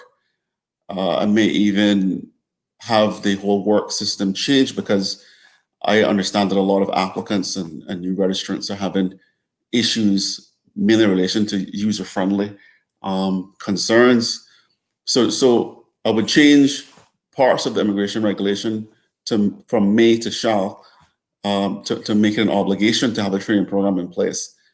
I would make sure that any new Cayman applicants for jobs get their voices heard in terms of having their job letter applications copied into immigration and having that person in immigration accountable. So if the person just ignores the fact that there was a Cayman qualified for the job and their resume is not put forward to that company, or the person isn't interviewed, then there should be some repercussions for not having that accountability within immigration itself. So I don't think a whole pile of changes need to be done. I just think some small tweaks need to be done to the immigration regulations to change anything from may to shall, and then actually enforcing the law. Because the problem we have in Cayman is that the law isn't enforced in many cases. We see this in different sectors. And your viewers are correct in saying that new politicians always come along and say they're going to do this or do that. It happens all the time. And I can tell you that long before election, some of these candidates are having meetings with very wealthy people and influential people in the industry who want things to remain the same.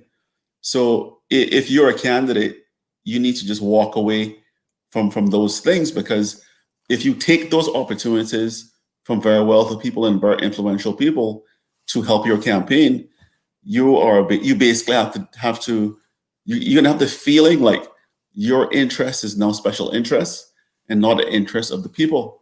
So what I would say is, if you're a candidate, you need to remember that you are going to be a public servant, and your interest is the interest of the Cayman Islands, and that is my interest. I have no interest in dealing with or taking anything from any influencers in the Cayman Islands that would make it difficult for me to make decisions.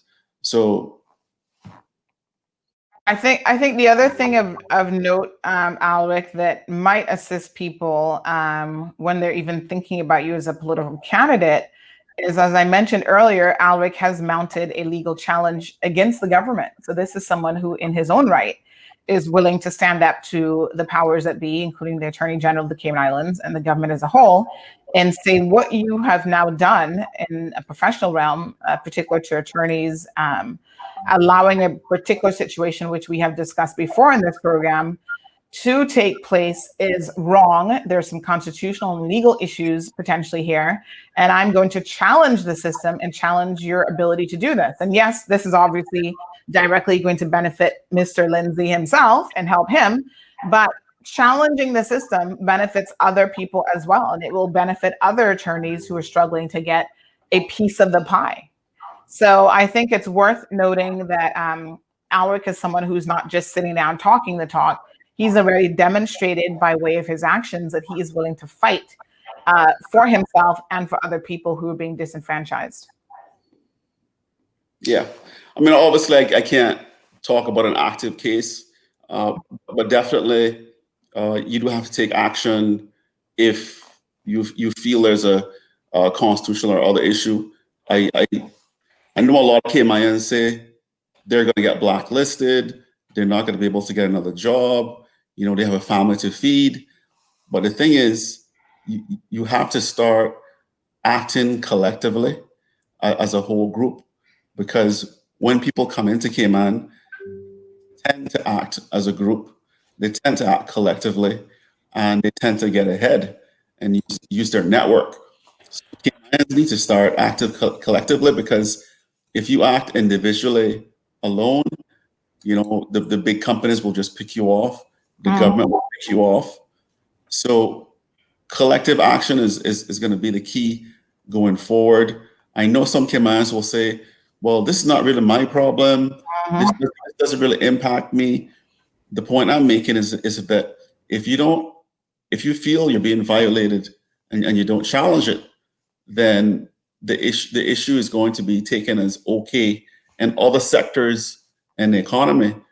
So that's one of the reasons that we must start acting collectively and mounting challenges so that the same thing doesn't happen across the industry to other markets.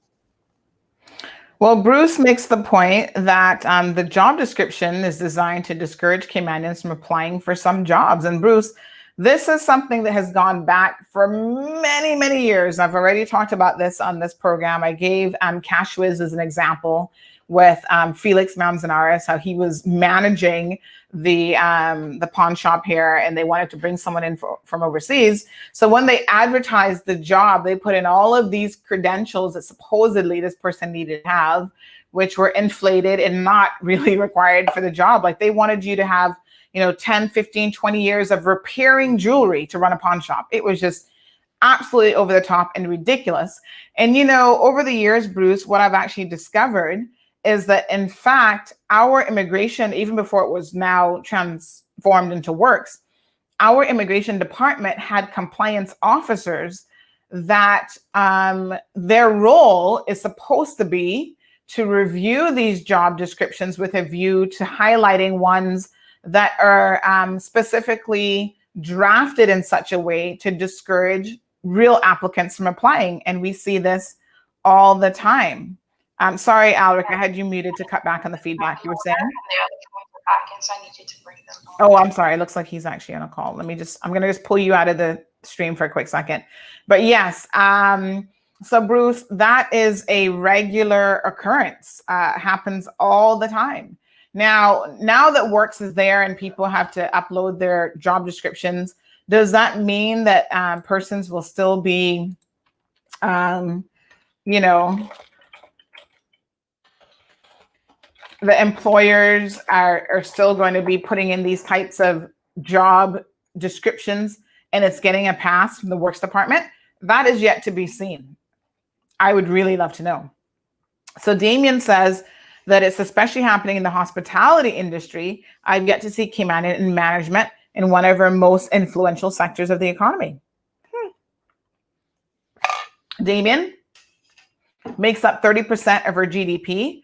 During COVID, the Premier did make the observation that perhaps this is an opportunity for the Cayman Islands to now recognize that we can retool ourselves in the hospitality industry during COVID, getting ready for eventually when we come out of COVID. And this is, trust me when I tell you, COVID is not going to be a short-term journey by any stretch of the imagination.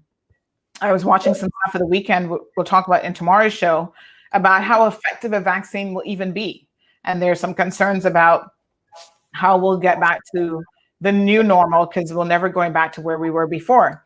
So Damien, just as a point to also mention that there are a number of individuals who have brought to my attention some of the top properties on island do not have management people in position, not even for Caymanian as managers, not even for housekeeping. And those housekeepers will hire their own. And so there's a lot of concerns and issues there as well. So Aliano says, we need better common sense labor laws.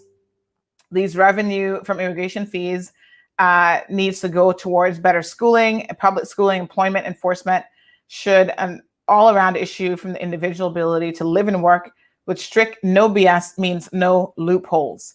So Aliano is supporting, I think, what Alric has just said, which is tighten up the existing laws that are in place and, cut the loopholes out. So Mr. Walton says there are many laws and regulations out there that are not enforced because it's almost impossible to do so. Sounds good saying that you're going to affect change. I want to hear about enforcement. Any comments on enforcement, Alric? The problem is before election, the candidates are influenced by special interests. That's the number one problem. Number two, when they actually get in, they do not have the will to enforce. So the lack of will to enforce, plus the influence from special interests, causes nothing to be done. And so our goal and our intention is to enforce the law. I mean, it just takes the will and the action to enforce the law. Well, there you go. Mr. Walton, willpower. And unfortunately, if you do not have the willpower to get it done, then nothing will happen. So Darlene is asking about Sharon Rolston's situation at Works Department. Huh? Darlene, how did you get that little nugget of information? So that's a whole other show. I'm pretty sure of that. But Sharon is no longer heading up the Works Department. And there are some concerns about actually what happened to Sharon. So what I can say at this point is that perhaps one of her biggest offenders when it comes to not treating Caymanians right is actually our own government. We've talked about this before, folks. We've talked about a young lady who left her civil servant job, management job of being in human resources for years because they gave an expat a job that her and other way more qualified Caymanians applied for. But because he had been acting in the position for 6 months or whatever it was, which they gave him the acting job and then told him, oh, get this little HR diploma certification, persons who had master's degrees in HR, years of experience managing teams, etc., were passed up for the job. So this is a perfect example of how our own government will screw us. And when they took this to tribunal and the government was found to be in the wrong, what do? Typical of government. They keep fighting you. And the God's honest truth is government has a bottomless pit of resources, money, lawyers at their disposal under the Attorney General's office. And so they can fight you into the ground with your own money, with the people's money, by the way. And that's exactly what has happened with this situation with, I'm trying to remember her name now. She's in Ebanks. Sheena, I think it is. Sheena Ebanks. Yeah, so the tribunal actually found that government was wrong. That government should have hired the most qualified persons for the job, which was not this American guy that they gave the job to. It was 2 Caymanian women. And when one of those women decided to challenge the Cayman Islands government legally, here we are, how many years later, and she is still fighting with the government. And there are legal documents, folks, if you're interested in reading up on this, that you need to read up on this. So when you talk about, for example, Mr. Walton, the fact that, you know, this government, you're asking political questions, like how is it possible that the government isn't doing anything, or what should the government be doing? I want to refer you to cause number 39 of 2018 in the matter of an application for leave to apply for judicial review. And this is between Christian Saku, the Chief Officer of the Ministry of Education, Youth, Sports, and Agriculture, that's the applicant, and the Civil Service Appeals Commission. So the Civil Service Appeals Commission found in favor of Ms. Sheena. The government lawyers up and decides to fight her, putting Alva Saku's brother, which is beyond ironic, Christian Saku, in the hot seat. Let me show this to you guys, because I wonder if you don't actually even know anything about this case. I've mentioned it here on the program before. And folks, this is why you gotta pay attention to what is happening in this country. Your own government is holding you down and fighting you at every opportunity. So let me show you this document. Here we go. Can everybody see that? I'm going to just make it full screen. Give me 1 second here. There we are. Consent order. All right. This is the government. My apologies. Sheena goes to the Civil Service Appeals Commission, wins her case. And then what does the government do? The government turns around and sues the Civil Service Commission to say, no, you got it wrong. The decision of the respondent dated the 12th of December, 2017, and this order dated the 20th of December 2017 be squashed. This is what they want the court to find.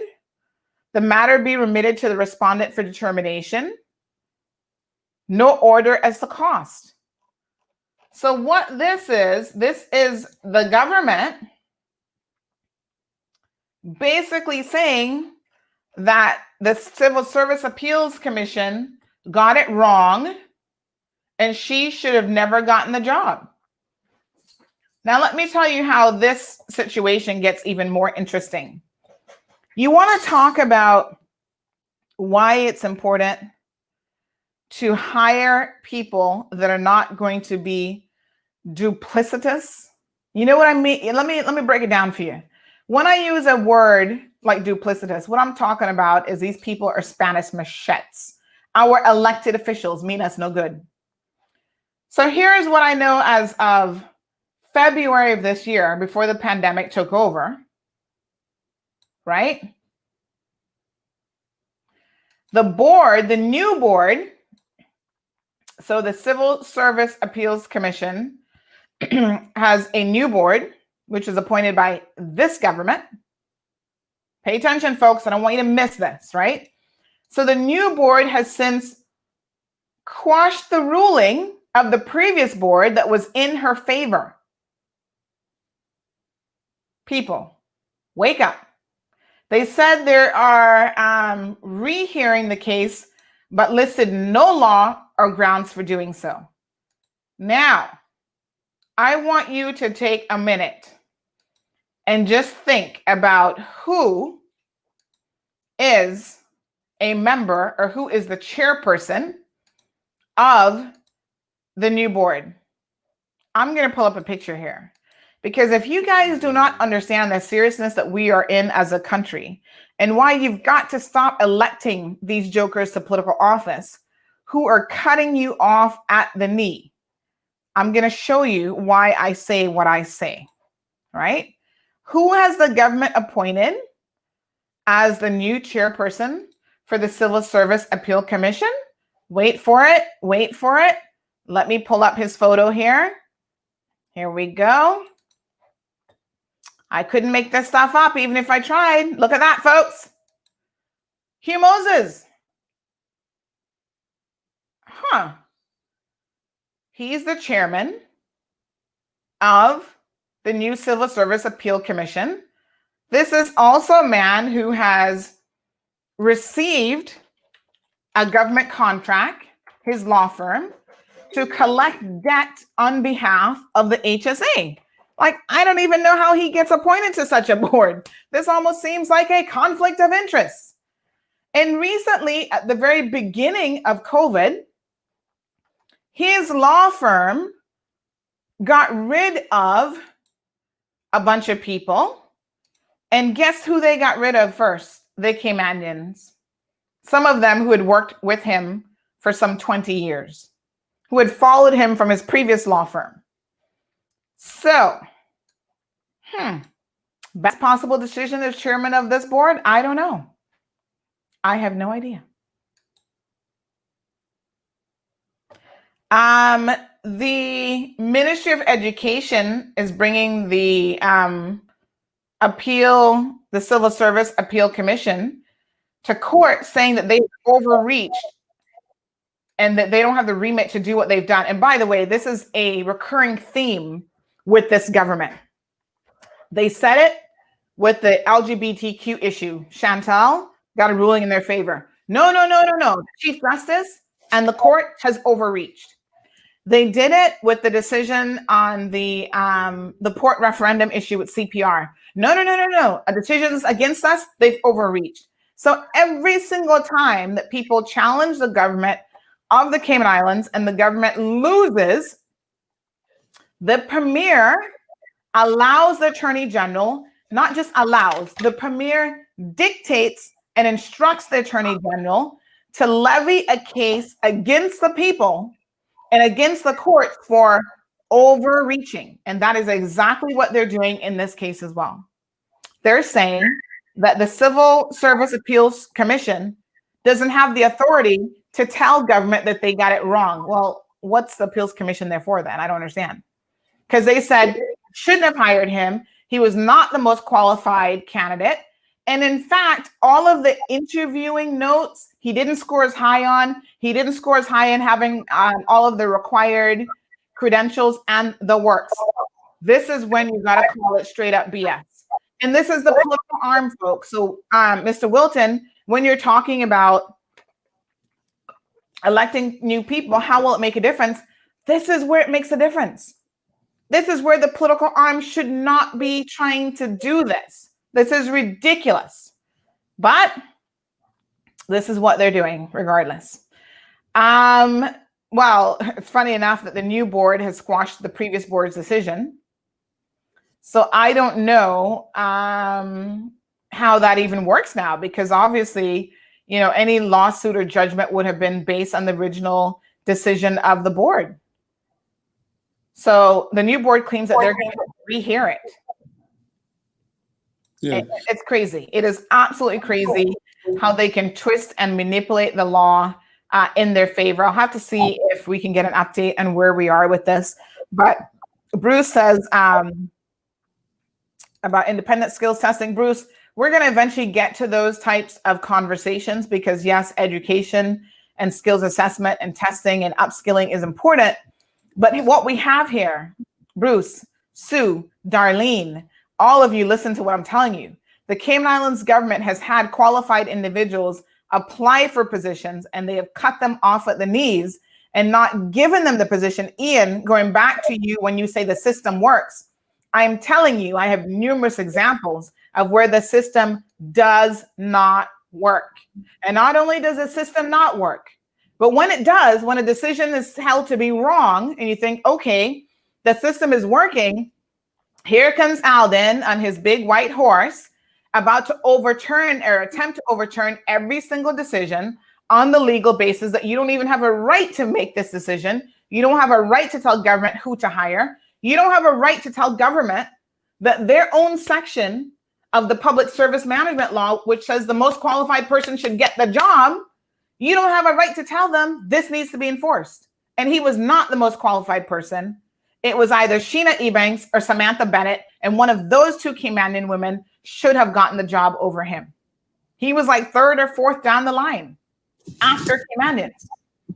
So no, my people, the system doesn't work. The system is woefully broken. And when you have politicians who sit back and allow the broken system to be, you know, continually abused and used in the manner in which they're allowing it to be used, that is when you need to vote their asses out. And I don't care what else you think they have done right. They are doing us a disservice in this country on more fronts than one. This is why right now they're trying to push through legislation that will even deteriorate your ability to legally challenge the government by way of judicial review. Because now they're realizing, whoa, the people are starting to get smart about this whole judicial review thing. They're getting smart about how they are suing us and the fact that they can sue us. The people are finding resources.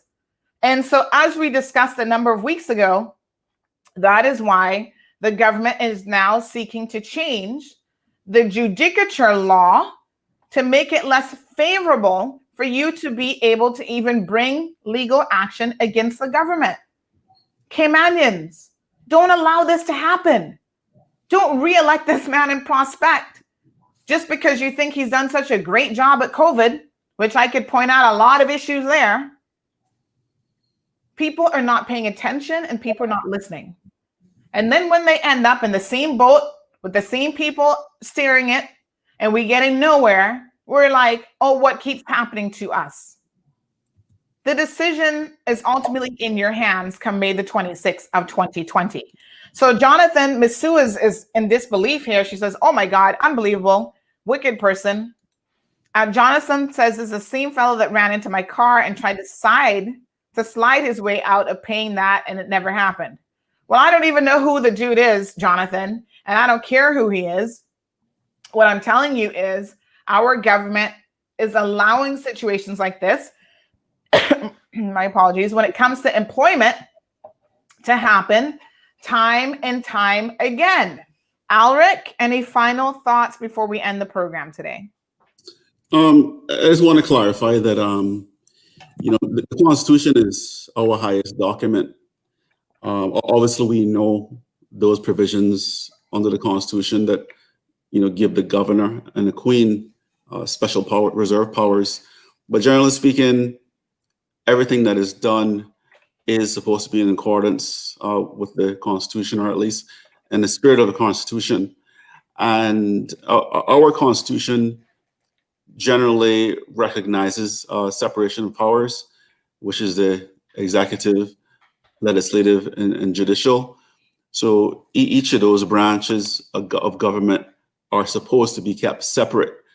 That is the reason that the government had challenged the part of the CPR decision, was because the government felt that the judicial arm was attempting to legislate for a legislative arm. So that was one of the reasons, as I understand it, why the government had challenged CPR. But what we find in Cayman is, once the government does get challenged, often the rules get changed going forward, so that citizens seem to have less of an opportunity to exercise their rights. One clear example is the Freedom of Information Law that was amended in January 2020. Mm-hmm. So in January 2020, what happened is, so to give you some background, before January 2020, you could request cabinet records basically on two broad reasons. If the records were purely of a factual nature, and number two, if it was a matter of public interest. So what happened in January 2020 is the Freedom of Information Law was amended to remove the public interest part of it. So you can no longer use public interest as a reason to access cabinet's records. And worse, they made that public interest test retroactive to June 2019.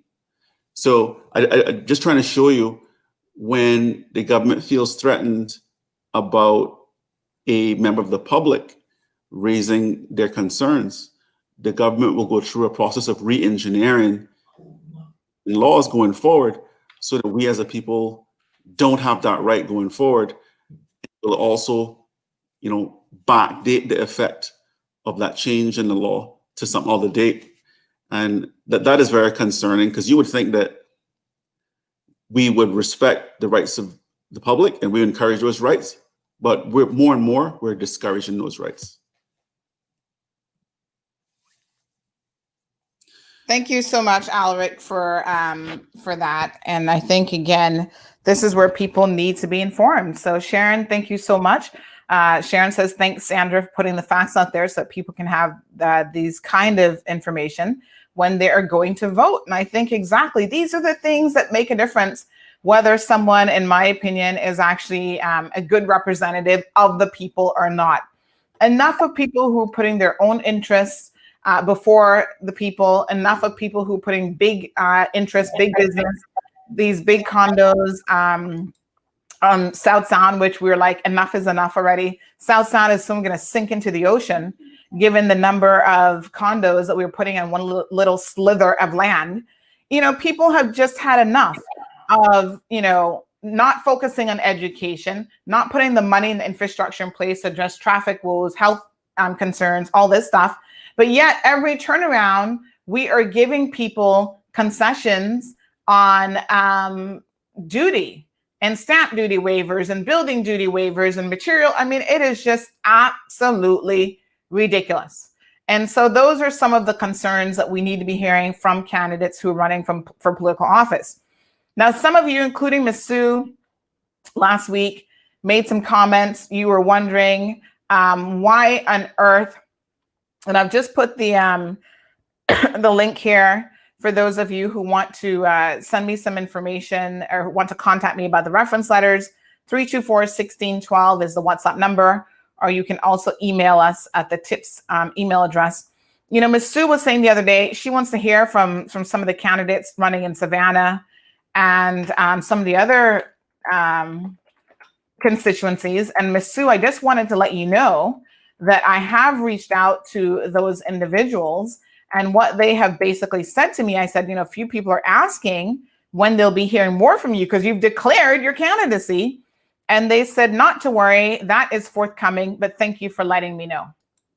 So I am not quite sure how you make a declaration of running for political office and you're not ready to jump right in. Like, in my opinion, the second you make that declaration, we, the people, need to start hearing from you. And, like it or not, we have heard a lot from persons like Alric, and I'm still waiting to hear from some of the other individuals.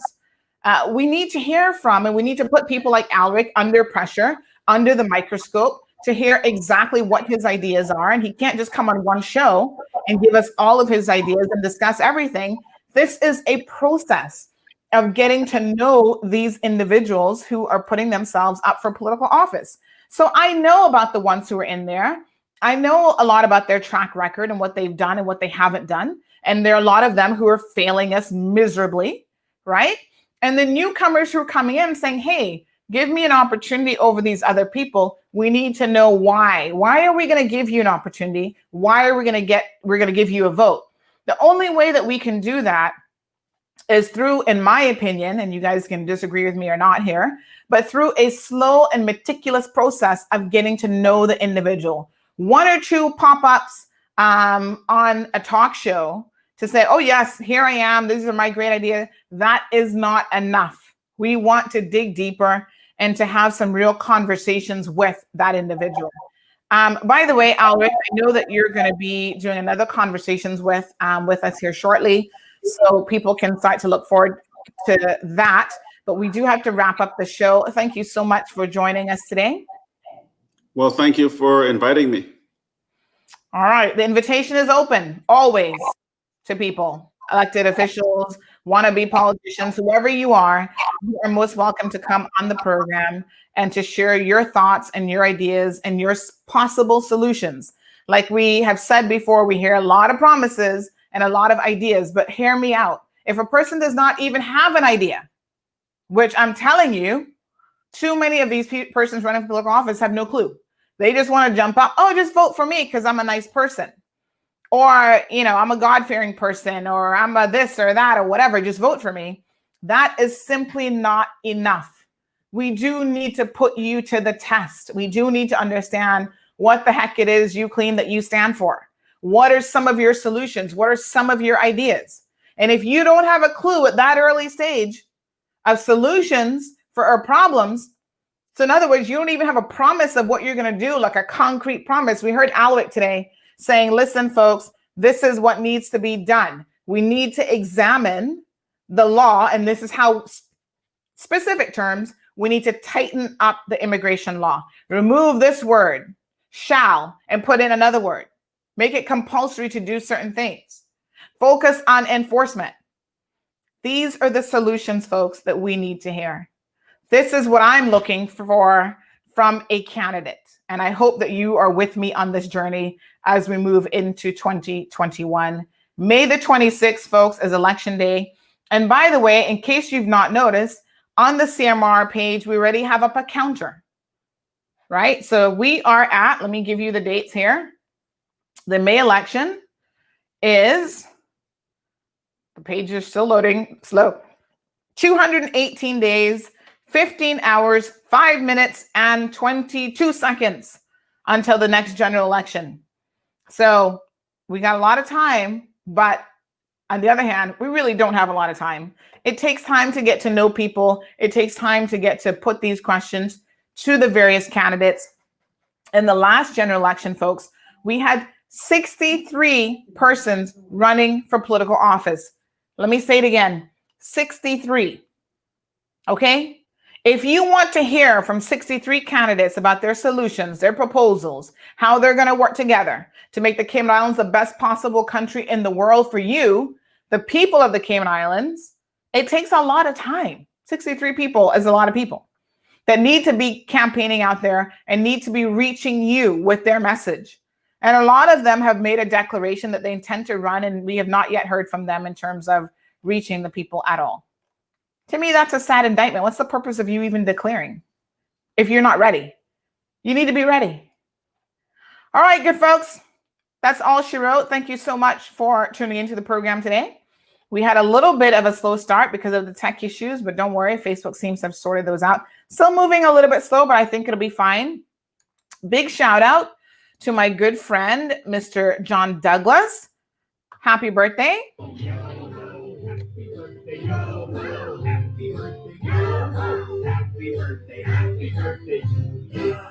So happy birthday. John Douglas is 85 years young. Can you believe it? He looks good for 85. I think one of the things that keeps John so incredibly young is his sense of humor. He is past president. He might still be the current president, actually, of the Seafarers Association. He's actively involved in that association. And every time you speak to John, he is laughing and he's going to make you laugh by extension. He's just that type of person. I have known John for a very long time. Oh my gosh, we go back to at least 20 years now. We were both involved in the People's Progressive Movement back in the day as some of the founding members. We've both been obviously disappointed and disillusioned by that process. But nonetheless, John is very active in the community and he had a birthday celebrated over the weekend. So we wish John continued good health and for him to see many, many more. But it is a blessing for sure to reach the ripe and absolutely the wonderful age, my apologies, of 85. So congratulations to John. I'm going to put through a little phone call to him today to give him some personal birthday greetings. And all of you, likewise, who are celebrating a birthday, I wish to wish you all a beautiful and wonderful birthday. Folks, tomorrow is Tuesday. We're going to have some discussions leading into the direction of COVID. I do see some of you messaging and coming in with your questions. So thank you so much for your continued support here on the CMR platform. It just popped up on my my Facebook. You know, Facebook does a, the memory thing that we do every year. So I see that Facebook did a little memory here back to, I don't even know what year this was, 4 years ago. But yes, Facebook is always popping up with these very, very interesting memories of different things that we have been involved in, even before the existence of CMR. I have certainly been a member of this community and I'm all about it. I'm all about trying to make this a better place for each and every one of us to live, including the friends that we welcome to live and work amongst us. Folks, have a beautiful and safe day. Try to stay away from any car accidents. Don't run into anybody. And by all means, don't hit people and leave the scene of the accident. We had 2 of those recently. One person caused an accident on Crew Road, my apologies, caused a truck to overturn. And another person on, I think it was Thursday or Friday, ran into someone and left the scene. Thankfully, they snapped a photo of the license plate. And after we shared it, the police were unsuccessful in locating them. After we shared it, the person came forward and said, oops, I didn't realize that I hit you. And by the way, the person works at the credit union. So be a little bit more law-abiding, folks.